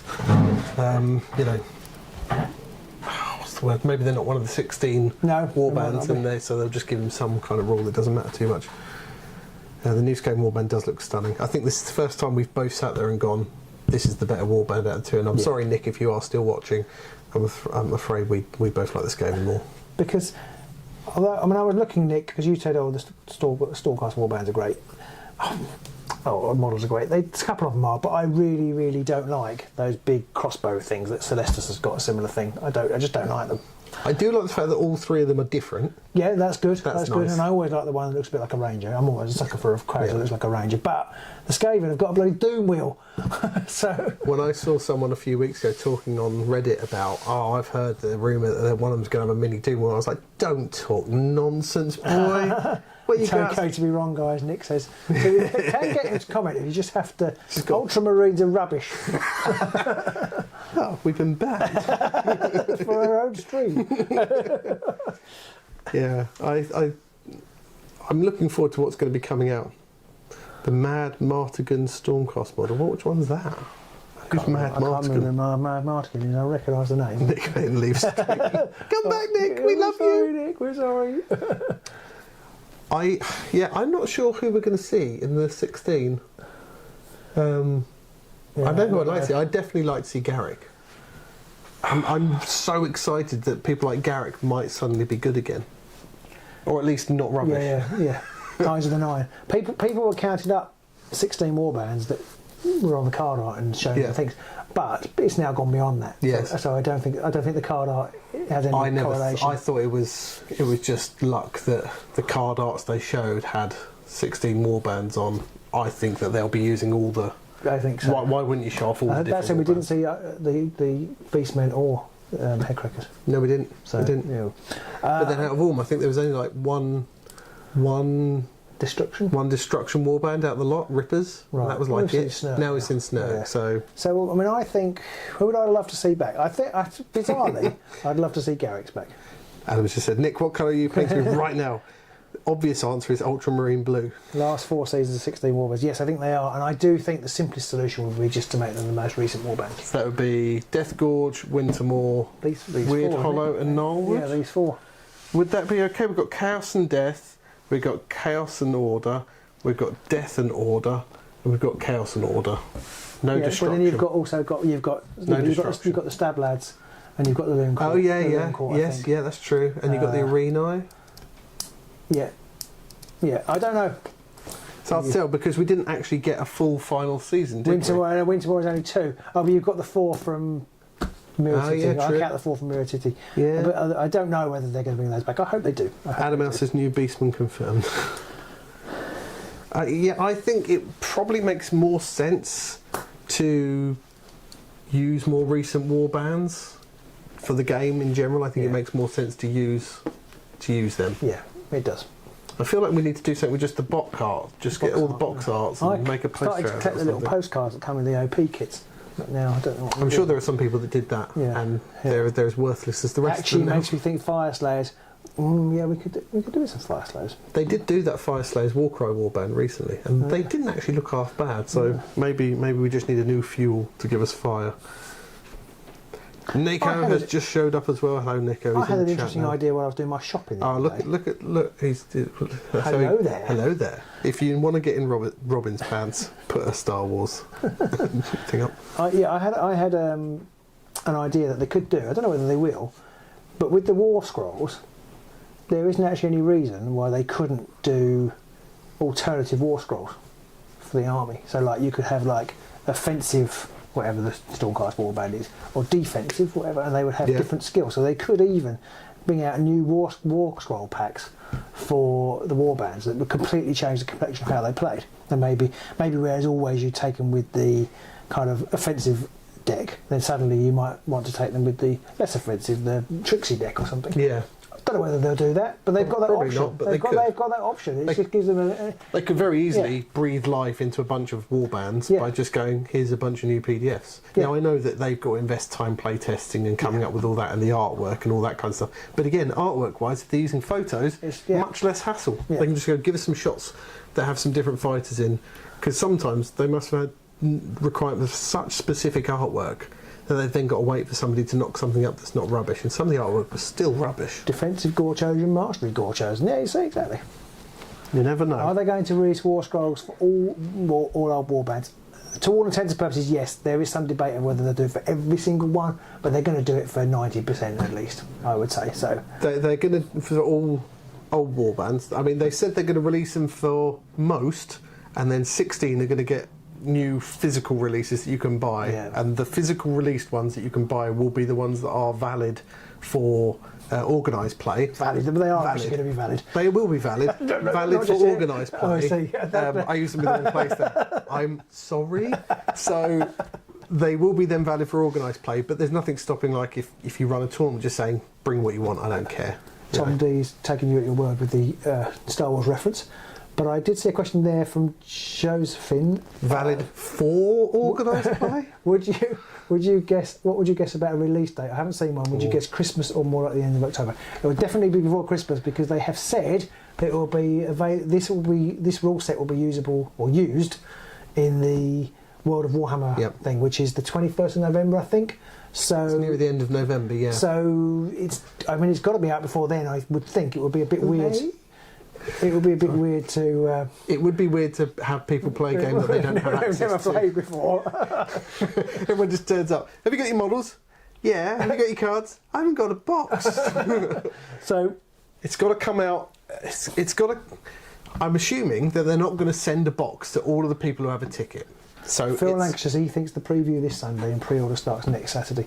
You might be right. All I'm going to say is that I'm away for a week at the end of October, so probably it'll be then. It'll be so then. that we can't record anything for it. Because if one thing is guaranteed, GW always release stuff when we're busy. Yeah, so... And that's why we're not on the GW stream commentating games. It's always been the thing that stopped us. Absolutely, that's definitely it, isn't it? Nick is like, we've definitely got their pictures. Okay, they're on the front of Warhammer World. You're on the list. You're not coming in. I would love that to be the case, those dates. But yeah, I think it's going to be beginning of November. That's definitely the reason why. I could just feel that comment. It's just a few letters on the screen, but it burns. It physically burns me. Yes, that's definitely the reason. Around says it feels like they're handling territories like they did Spearhead, so maybe a diagonal territory could be coming. Yeah, I wondered about that. I thought when I was looking at the map, I thought they could do a diagonal one, and I decided actually it was too much like hard work. It is probably too much like hard work, but they could.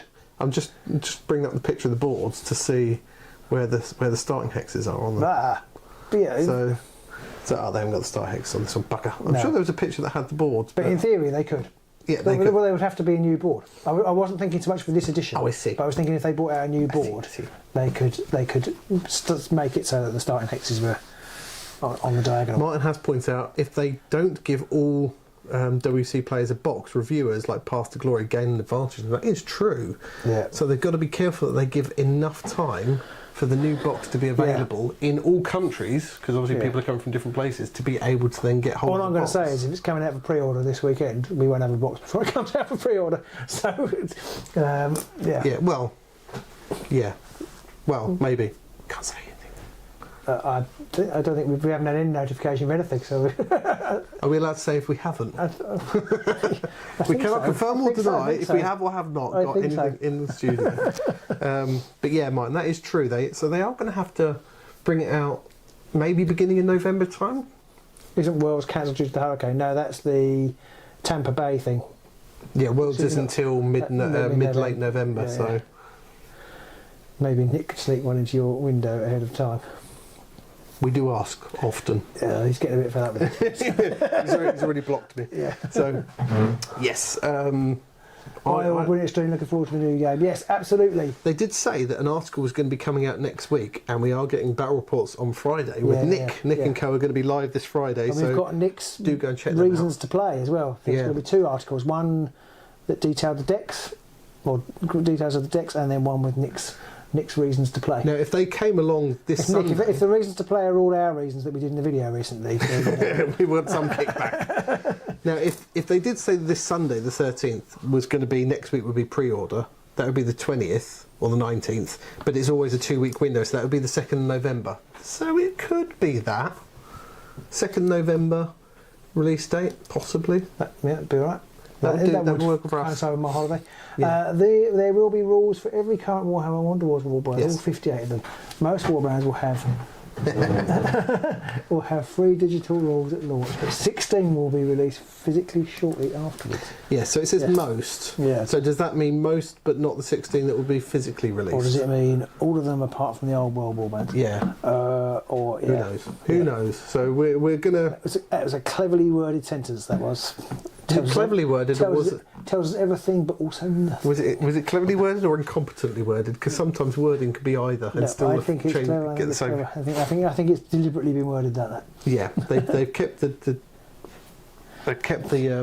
wording woolly enough whilst being specific enough that we know we're getting 16, but we don't know if they're going to... Tick versus Skritter, which is the best rat? Tick, obviously. Skritter sucks.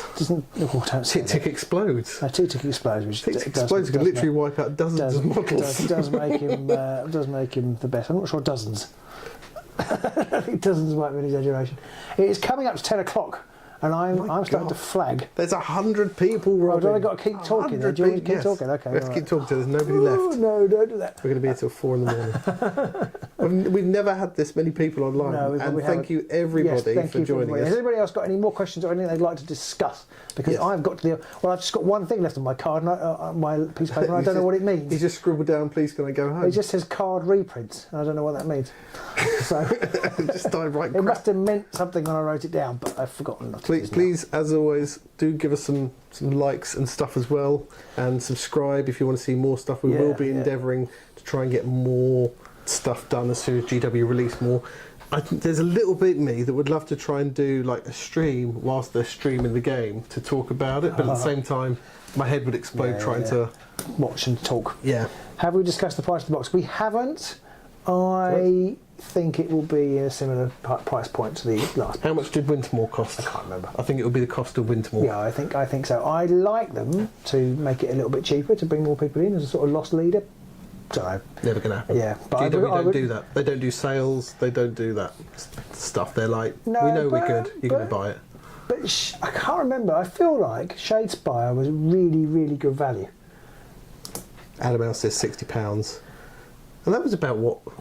Shadespire was about 45 quid, wasn't it? Something like that. I feel like it was really, really good value, and I feel like that was before we had a global pandemic and the cost of living crisis. I'm not saying it's going to be that cheap. No, but and you say they don't do lost leaders, but they do. They're boxes. They are. You get an awful lot of value in those, in the core boxes. I think the core box value with things like 40k and AOS just highlight how much profit they make. Well, all right. I'm going to say, obviously, they control the prices. Yes, but I feel like this will. feel like it's a value product. I think that's what I would like. Anyway. I think it's going to be 60, 70 quid, something like that. Of course, if you're Australia, that's about a bajillion dollary dues. Judah doesn't know how lost leader works. No, I do. Yeah, okay. Nico says price should be like the simple 2-player starter set. I don't think it's going to be that cheap because you will get 4 reusable decks, whereas the starter box is just 2 $67.50. I think it's going to be around that. A bit less. I think it's going to be around 65 quidish. Do you think the online version might update with the new format? No. No, never. Do they even still support the online version? It still works. Okay, that's not the same thing. Well, I don't think they're doing any more to it. I don't think so. Whether they do a new one with a different company. Education R&R says £90. Yep, sold. There you go, Nick. See, he's already put his offer in. It's a bidding thing. 65. I'm reckoning around 65 quid. And that's going to be good value. I think 65 quid is good value. I know some people are going, oh, well, now there's no card art, we should get it for cheaper. Like, that's not how it works. They've cut that price so they don't have to put it up. Yes. Not so that they can put it down. Exactly. And I feel like, and we didn't talk about this earlier, but I know some people don't like some of these simplifications of things, and that they think it looks simpler. I think that GW may have done that because they've gone, we need to make it cheaper to produce, because I can see that it's probably got quite expensive to produce, and it's either they make it cheaper or they don't make it at all. And I'll take slightly cheaper looking that still is around. Well, Jeff says savings passed on for the mini photos of art. Yeah, exactly. No, they're not passed on. They just don't add it. They don't add any extra premium in. Yeah, exactly. I don't think, to be honest, that change from art to photos is a financial decision. I don't think that's a massive financial decision to them, because they probably paid someone. I see what you mean. It's more. I guess it's got less built-in cost. So because they've got to commission the artwork, but then go over time it gets cheaper because they can just keep reusing the photos. It's not an immediate cost. They could knock out dozens and dozens of photos very quickly and time easily. Saving for photos of art is probably more important. Yeah. I think that's the main reason for it. So that's why I don't think the game. Do I think sales dropped because prices of Underworld boxes got too high? I think there's a little bit of that. I think probably more that there were 2 boxes every 6 months and they got more and more complicated. And I think if you were looking in from the outside, you just think, oh, that game's established and it's got a. It's expensive to buy in, even if a core box isn't that expensive, because I've got all this other stuff and I don't really know what it is, and I think it's too confusing. This draws a whole line under that, and it does make me wonder whether they'll drop the price a little bit just to set the baseline and suck people in so that they can then keep selling them stuff. And I don't mean like, oh, it's going to be massively discounted, but 60-ish quid. 60, I don't expect it to go even close to 50, but I wonder whether rather than it say being 75, it's more likely to be 60. Quick buying boxes. I think GW won't drop the price because that is a terrible precedent to set. GW have never cut prices on anything. Well, I mean, never but prices always go up, don't they? Yeah, and that's why I don't think they'll drop the price. But it's not really the same much. product. No, but whenever they release something that's a similar thing, like every time they bring out a new 40k box or whatever, it's always more expensive. Well, but it is 3 years new. It was 3 years newer. So, But not yeah, just I the think core you're boxes. right. I think you're right, but it's it's a slightly different setup because they're selling you something to play with the stuff you've already got. I think the people who decide the prices don't look at it like that. Okay, maybe. I don't know. You might be right. I think there's a group of people that design the game and everything, and then they box it up, and there's a different pricing sales To team be that honest, goes, what right, I'm really saying is it'll be the same price because they'll have thought we need to sell this for more because we always put the prices up, but actually we're not going to this time because we want more people in. So I know that Nick's sitting there painting, listening to this, and I just wonder if he's just sitting there giggling to himself. Like, I'm sure he is, yeah. I have no idea. No, we don't really know what we're talking about. No, not a clue. Oh, Anna's just better. No, can't read. Jeff reckons it'll go to 60. Yeah, Jeff's an accountant, so he must be right. He's accounting for the NHS. GW do usually offer good deals for new editions. I mean, do they though? Because all of these were new editions. Yeah, but they weren't in the same way. I think that's the point I'm trying to make. Yeah, I see what you mean, but I still think it'll be the same price. Do you think rebalancing will be done in batches of new boxes, or would it be going online process after some tournaments? What? I think it will be online. If you mean like FAQs, I think that'll all be online. Yeah. The boxes will only come out once. Yeah, I think so. So around 2002, so there hasn't been new content in over a year. Was that about Underworlds or the computer probably? Oh, okay. yeah. I think it's even more than that. Yeah, I'm going to I'd say be this very here, surprised. and I've said it before. I'm going to say it here again. Somebody needs to do an isometric view, 80s graphic style version of Underworlds. It'll be much simpler to make. Doesn't have to look fancy. It just has to play like the game. And they'll be able to put all of the warbands in there as like $2.99 purchases. All the cards in there as like $2.99 purchases for sets. People will buy that and they will play that as long as they put in some kind of like reaction thing, the emoting thing like they had in what was that? The World of Warcraft one, Hearthstone, like Hearthstone, where you can make your leader shout things and get upset or cry or all that kind of stuff. They do that. That will be like a winner. That will sell. Of course, this new version will be easier to digitise than the old. Exactly. the old Yeah. version, Nice so- and simple again. Not all those technical interactions. Because Much the less going on. interactions is the toughest part, and there's so many complicated warband things that will be just Yeah. reduced. So much less. Yeah. Much easier to come in. They can make a mint off of that. Yeah. GW, sell it to me, and I'll get a team together.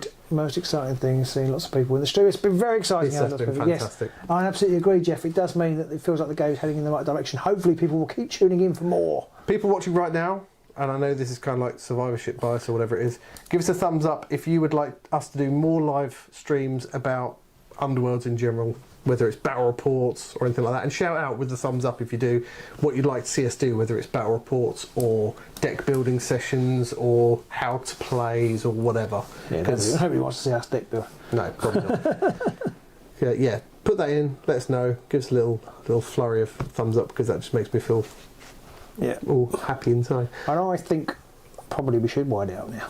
We probably should. I mean, keep even though them. there's 95 of you lovely people on. We've got some emojis, which is lovely. What's the word? Always keep them wanting more. Wanting more. Battle reports. I mean, we literally start the whole stream like that.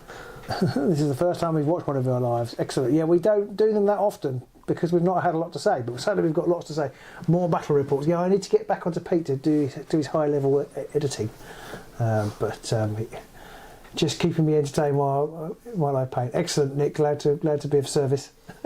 Nick, I know you can't tell us anything about the game. What's he going to hate? What's he going to say? But if you could describe this new version in like a really short phrase that you think really encapsulates what the new Underworlds is going to give us. Out soon. What would that be? I'd love to know what and I know you're always a very enthusiastic and excited man about this kind of thing, because you are like the GW.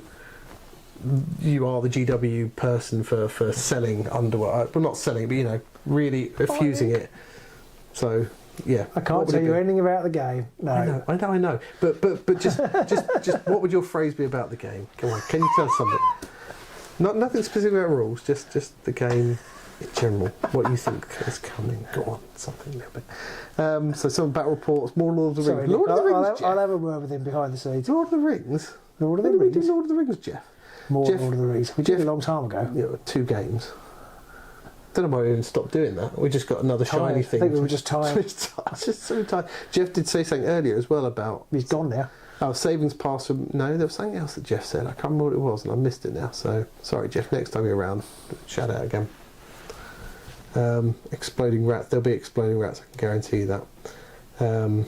Spearhead. Cards, miniatures, combat. Where did you get that from? You should use that. You should use that. Put that on the box. That's a good one. I know that some people commented that they're a bit worried that the new board is going to make it very hard to like hide from your opponent because you start like. I thought just the fact that they're over the other side of the table will probably make it tricky as well. Because some of the hexes on it are quite close and you can't deliberately offset far or turn the boards and stuff like that. I'm okay with that. I think, you know, this game isn't about I'm just going to put you off for as long as possible. Well, it is for some people. I suppose if you want to play control, and I guess it does mean that control at the moment, this is the problem, we just don't know what's coming. Control feels like it's going to be suffering, and some people like to play control. Maybe. But I feel like GW games are not really about control, they're about combat. Yeah. Indeed, this is about cards, miniatures, combat. Yeah. It's kind of in the clues in the name. And so, yes, I can see like maybe that it's going to sort of... It's going to lessen that a little bit. Yeah, but it might change it. It might just change how it works. It might not be a case of this deck is based around your opponent never getting near you. Yeah, well, I do kind of feel like, although I quite like the idea of, and I'm not very good at it, but I quite like playing control. Control can be bad for your opponent. It can be a negative play experience. Exactly, and so Warhammer games are normally about throwing dice and just and doing damage, and so not being able to do or not avoiding that goes almost contrary to everything else in Warhammer games. Yeah. So I can see why they have made it more combat ready. Yeah, because it's about going in, smashing people's faces. And I think that you could argue, therefore, that it is going to be less tactically sophisticated because it isn't as sophisticated just charging in and smashing into things. That isn't as sophisticated as like a complicated control thing. Whether that makes the game worse, better, I don't think it really does. But the bounty value does change things. It definitely makes it more accessible, though, because but the bounty value almost makes it more likely you try and smash people's faces in. But it changes who you target, because it's like I could go for this person, but they might not even be worth glory. Yeah. Whereas I might want to smash their face in, but they're much harder to kill, but they're worth more glory. So then that becomes more challenging. Control is a negative experience in most games. Yes, 100%. Somebody said up here that they'd followed us since the Shadespire days. Dante and Fur followed us since Shadespire. Thank you, and we appreciate all the following since. Keep blue ticks out of Underworlds. That's presumably control. I'm assuming so. And around 2002 says something which I fundamentally disagree with. He says, honestly, the game can still work without miniatures. Will we like that? No, but it's the truth.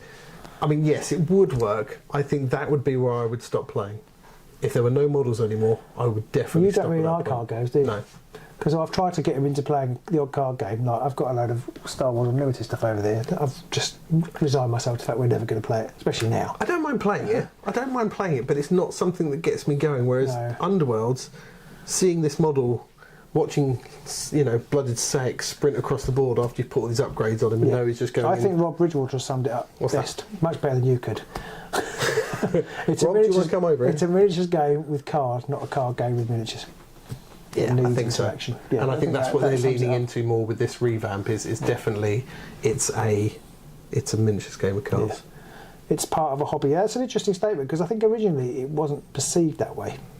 Because originally they said, "Oh, you don't have to paint. You don't have to paint your models." It was the ultimate competitive miniatures game originally. You don't have to paint your models. I mean, you still don't have to paint your models, I don't think, but it was very much. I think they tried to decouple it from that hobby side of it because they wanted people who did play Magic and X-Wing and all those kind of games into it. It feels like they kind of feel like they maybe realised that actually they're never going to play this, and actually they're better off playing that. They're trying to better off attracting people who enjoy Spearhead.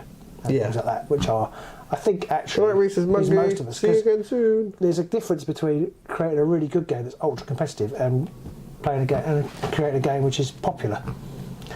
Yeah. And I think they know that a lot of their fan base like models. And there's one thing GW do well, it's models. Yeah, 100%, yeah. And so I think they've realised actually if we lean into that aspect of it more, we'll still attract probably more of our player base than we could have done otherwise. Dante and Fur says the new hexes are smaller, confirmed. It's not confirmed, but it's suspected. We're as sure as we can be. It looks like they are. Looking at the bases of the... Assuming the Stormcast models are on the same size base as, like, Severin Steelhearts, which are like 40 mil, then the hexes are definitely smaller, I think. Somebody else said, does Bladeborn feel like? A couple of shout-outs for Bladeborn. Bladeborn is quite good fun. It doesn't really... It feels more like Warcry than Underworlds. Yes. And this maybe is leaning into a little bit more Bladeborn-y, but we'll have to wait and see. We've got Bladeborn right there. It's just right behind you. It's very hard to get. Oh, it's a shame because it's actually very good. And actually, I think it could have been quite a good little... Maybe it's hard to get because they knew it would step on the toes of Underworlds coming, now. maybe, but that's quite a lot older, I think. But yes, maybe. Yeah. Miniatures what brought me to this game. If I didn't care about models, I would be playing Magic the Gathering. Yep, that's 100%. I think a lot of people will feel that way. I definitely think there's certain people who like, Magic the Gathering, Pokemon, those kind of card games. It requires a different mindset, I think. Yeah.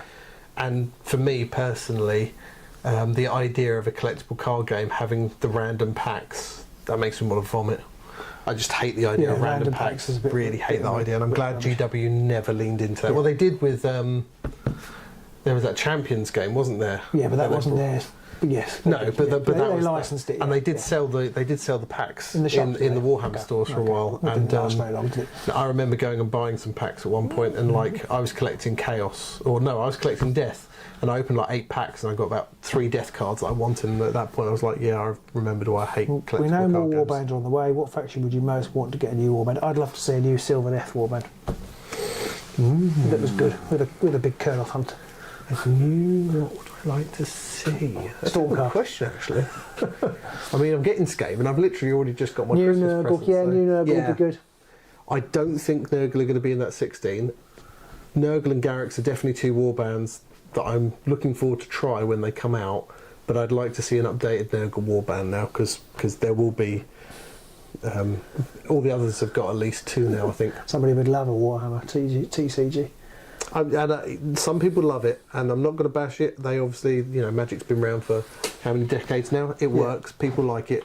Yeah, it's just the one that they did was just utterly nonsensical. That's why it didn't take off. I think it didn't make any sense. Well, the funny thing was, I think when they released the digital version of it, that just works so much better. Yeah. And it did work so much better, but because of that, they were like, "Oh, we can't sell anything now." Yeah. Because I remember playing that, and you would build up like digital points, and then you could buy the cards you needed directly in the game. So I was like, "Oh, I want that unit. I need 3 of that unit. So I'm just going to play a bunch of games, earn the points, and get those units." Whereas in real life, I'm like, "I've got to spend £30 on eBay to get this." I'm just not doing that. Came to Underworlds from Magic because. And maybe that's why they don't do a digital version of Underworlds. Yeah, too much new stuff. I love that I could just buy a deck and new minis. Yeah, I think that's why the new model of how they do it is better. Yeah. How important do you think it will be for them to release new boards and Rivals decks in the first 3 to 4 months? I don't care about boards. Rivals decks, I think...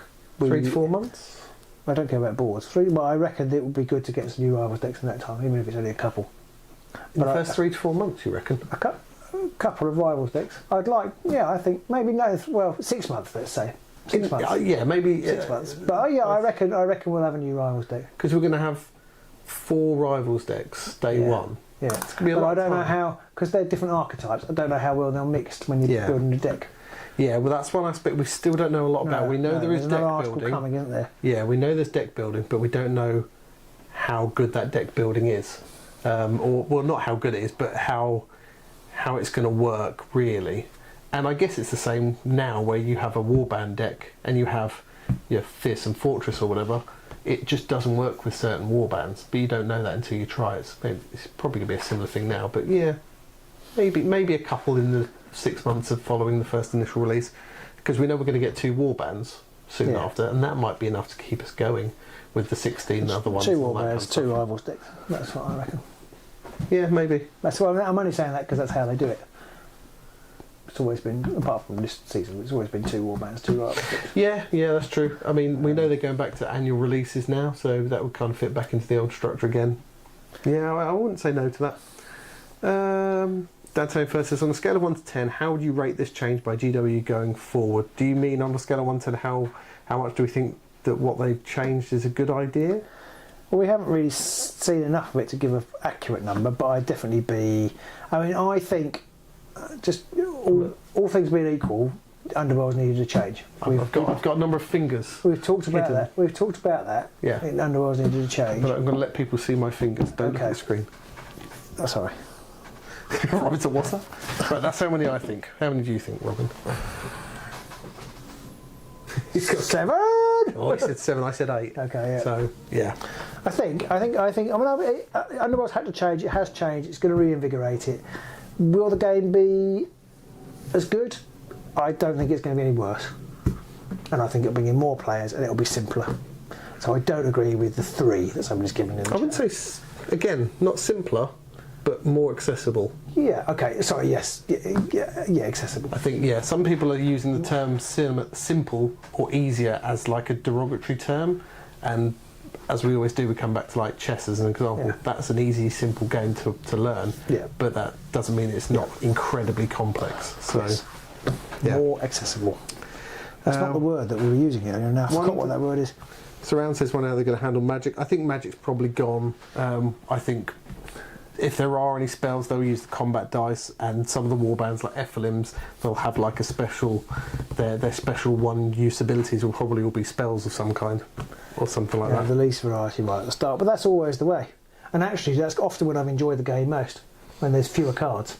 I mean, when Shadespire came out, it was just, you had 2 warbands. That's it. That was your option. Yeah. For several months until that first Grand Clash. More, and then there were 4 warbands. I mean, then it wasn't much different. But I loved it when they rotated out a load of stuff, and then you were suddenly playing with cards that you never used. Yeah. We did for a while. Vanguard. We did the Vanguard Plus or whatever it was, where you yeah. could just use that season's cards. Yeah, that was great because you suddenly had to think, oh, what do I want to use? Yeah. You didn't have all those obvious Nemesis ones. is good because it's effectively the same thing, more or less. Yeah. I think Nemesis has got a little worse because there's like 16 rivals decks now, and I don't think there needs to be 16. No. But I'm not going to complain. They're not going to be because they're all going. No, exactly. Yeah. But I think, and I don't think it's going to be that we're not going to have that short of options because we're still going to have all the warbands to play with the PDFs. So we've just got 4 rivals decks. But I think they might bring out a couple of rivals decks fairly quickly just to expand the deck building options. Yeah. Mickey says compared to Shadespire, it's still tons. So yeah, I know that some people don't like the loss of the faction cards and the loss of magic, but I don't think you were at the beginning of the chat, Athena. Is it Athena? But I feel that the faction card thing is a bit of a red herring because yes, people really like them, but as soon as there were 32 better universal cards, they just chose those, and not everybody was that was the case for everybody. But I think basically people took the 32 best cards for their deck, regardless of what the faction was like. And we have some evidence for that from when we used to play and we had to enforce our own faction fraction because otherwise we wouldn't have played any faction cards. And not only would we not, decks that were doing the rounds online didn't have them in because they weren't the best. Because they just weren't good. Yeah. So it's like you might have all this flavour and texture in there, but I'm not playing hard. No one cares. Yeah, no one gives a shit about. Because it can only go on Basher. Yeah, exactly. No one gives a shit about Basher. The worst of all of the reindeer. Adam L says, will events let all 58 warbands be legal or stick to GW rules? I suspect that comes down to the TOs. I'm sure that... I imagine that ours will be just the GW rules. Probably. We haven't discussed it at all, so I'm just throwing that out there. It's literally blindsided. But I just think it just makes it... Everybody knows where they stand and nobody's going to turn up and be surprised. If you know what I mean. Yeah. We may change their mind. I just kind of feel like if GW set it up that way, people will be more interested in coming if it's set up that way because if they want to go and win glass and win World Championship tickets, then they want to play. They want to play with. They want to play on the same legal playing field. Yeah. So I kind of feel that's possibly if we want to get a golden ticket, although we haven't got one, Nick. We probably ought to do it with the official tournament legal, because I don't know that they give a golden ticket to somebody who'd won with Harrows, say, if Harrows isn't one of the 16, because it's like... I don't know, because they were giving golden tickets to people who were doing championship, people who did rivals, all that kind of thing. I know that it's like a piss up in a brewery, but you'd like to think that they want to build in some consistency. I'd like to think they would. Yeah. previous examples have taught me otherwise. Yeah. So, Yeah. I don't think it will come down to the event organisers. There's no guarantee. I suspect most people will just stick to what is GW's guidance because it's easier to do that and everybody knows. There's a parity there that everybody knows what's what. And I kind of feel like Surround 2020 2002 doesn't want me to go to bed. Well, Because they just keep asking good questions about every 5 minutes when I'm thinking, right, it's probably time for me to go to bed now. I kind of agree. I just want to touch on the one before. Sorry. It's by someone who, unfortunately, I cannot pronounce your name. And I don't want to attempt it and mangle it, so I'll just read out what it said, which is official physical war scrolls for every warband for sale would have been a nice touch. Yes, but also we possibly then almost immediately end up back in the problem we have now, which is there's too many. Yeah. And I think GW had to make that cut off. So and there's too much cart or it's too much. Some people won't be able to get them, and it just it's like the more everything stays the same, the more of the same old problems. Underworlds app will be good. I don't think we'll see one. I'm not sure how you do an app though, because you'd have to have a card deck drawer. You need to track where your upgrades Marston's effectively agree with you. Yeah. He says, "I'm sorry, I'll let you go to sleep. It's fun too." I said, "It is fun, and I wasn't denigrating you at all. It's good. It's interesting. It's keeping me here." Heydo the Potato says, "How will we order this box? I've never pre-ordered through GW, and do we need to know when it will be available?" You will definitely know when it's available because on Sundays GW announce what's going to be up for pre-order the following Saturday. All of the YouTube channels like us will be going absolutely batshit mad about it as soon as we hear about it. So do follow us on YouTube and Facebook and all the rest of it, so you'll get notified there. When it comes up, you can either go to your local friendly game store because they'll probably take pre-orders of it and probably have some money off. If you're in the UK, we will definitely be putting up a link to Will and Games because there are the finest of the FLGSs. Other excellent FLGSs are available. Yeah, but we'll be putting up one to Will and Games specifically because we get a little bit of kickback in that situation. So why wouldn't we? But generally, you'll find loads of places online that will take the pre-orders. John Glass going. Bye, John. It's time. It's half 10. Definitely. We've been talking for 2 hours and it's been fantastic. And still 86 of you, and we love you all, and you're all fantastic. And I've realised that our credits is going to be the old one, and I apologise now for that because there's lots of patrons, you lovely patrons out there who support us. in the US. Well, if you're in the US, then you have an excuse not for ordering from Will and Games. Fair enough. But as soon as GW announce LGS will have stuff. Yeah, they'll announce it on the Warcom website, the Warhammer community website. Whilst they've rebuilt it recently, and not everybody's a fan of the restructuring, it will at least be on there, and it'll be nice and easy to find. So, yeah. So I think we're probably going to close it there. It's been absolutely fantastic, and it's been brilliant. I really enjoyed it. Thank you, everybody. This has massively reinvigorated my desire for the game. Oh God, not again! Oh no, sorry. So let's start again. Hello, everyone. We'll be back soon doing more live. Do follow us on Facebook, YouTube, all that stuff, so you can see when our next live session is going to be, or when we're next going to be doing presentations, and obviously, ring that bell and things so you get notified, so you see when videos come up. Please say a prayer for me because Pete's now got reinvigorated desire. Exactly. Hello, Robin. And we're ready for bed. I've been saying I've been ready for bed for quite a long time. So I'm not sure how I'm going to get out of here. It needs to be 2 syllables. Ready for bedtime. Ready for bedtime. Yeah, that's pretty much my constant state these days. Yeah, not in a good way. No. Yeah, thanks everyone. It's getting silly now. We'll see you soon. Thank you all for coming, and we'll see you back here at some point in the future. Yeah, if GW are going to do some more articles in the not too distant future, so we'll bang out some stuff about those. Although we're not meeting until next week now, are we? So. No, probably not. No. Probably not, unless something massive comes out this weekend. But if something massive comes out this weekend, we'll follow it up on the Tuesday. Yeah. Cheers, Martin. Cheers, Jose. Thank you to everyone coming. Didn't ask a great question again. Thank you for that. Thank you to Nico for joining us. We'll see you over on Discord. Yeah, and if absolutely. anybody else wants to come and join us on Discord, then check out Patreon. He's getting a bit like that. No, I love you. No, I love you. So yeah, we'll see you soon. Thanks very much for joining us, everyone. Is that Pete out? Does that say? What? No, it doesn't. Peace out. Peace out. See you soon.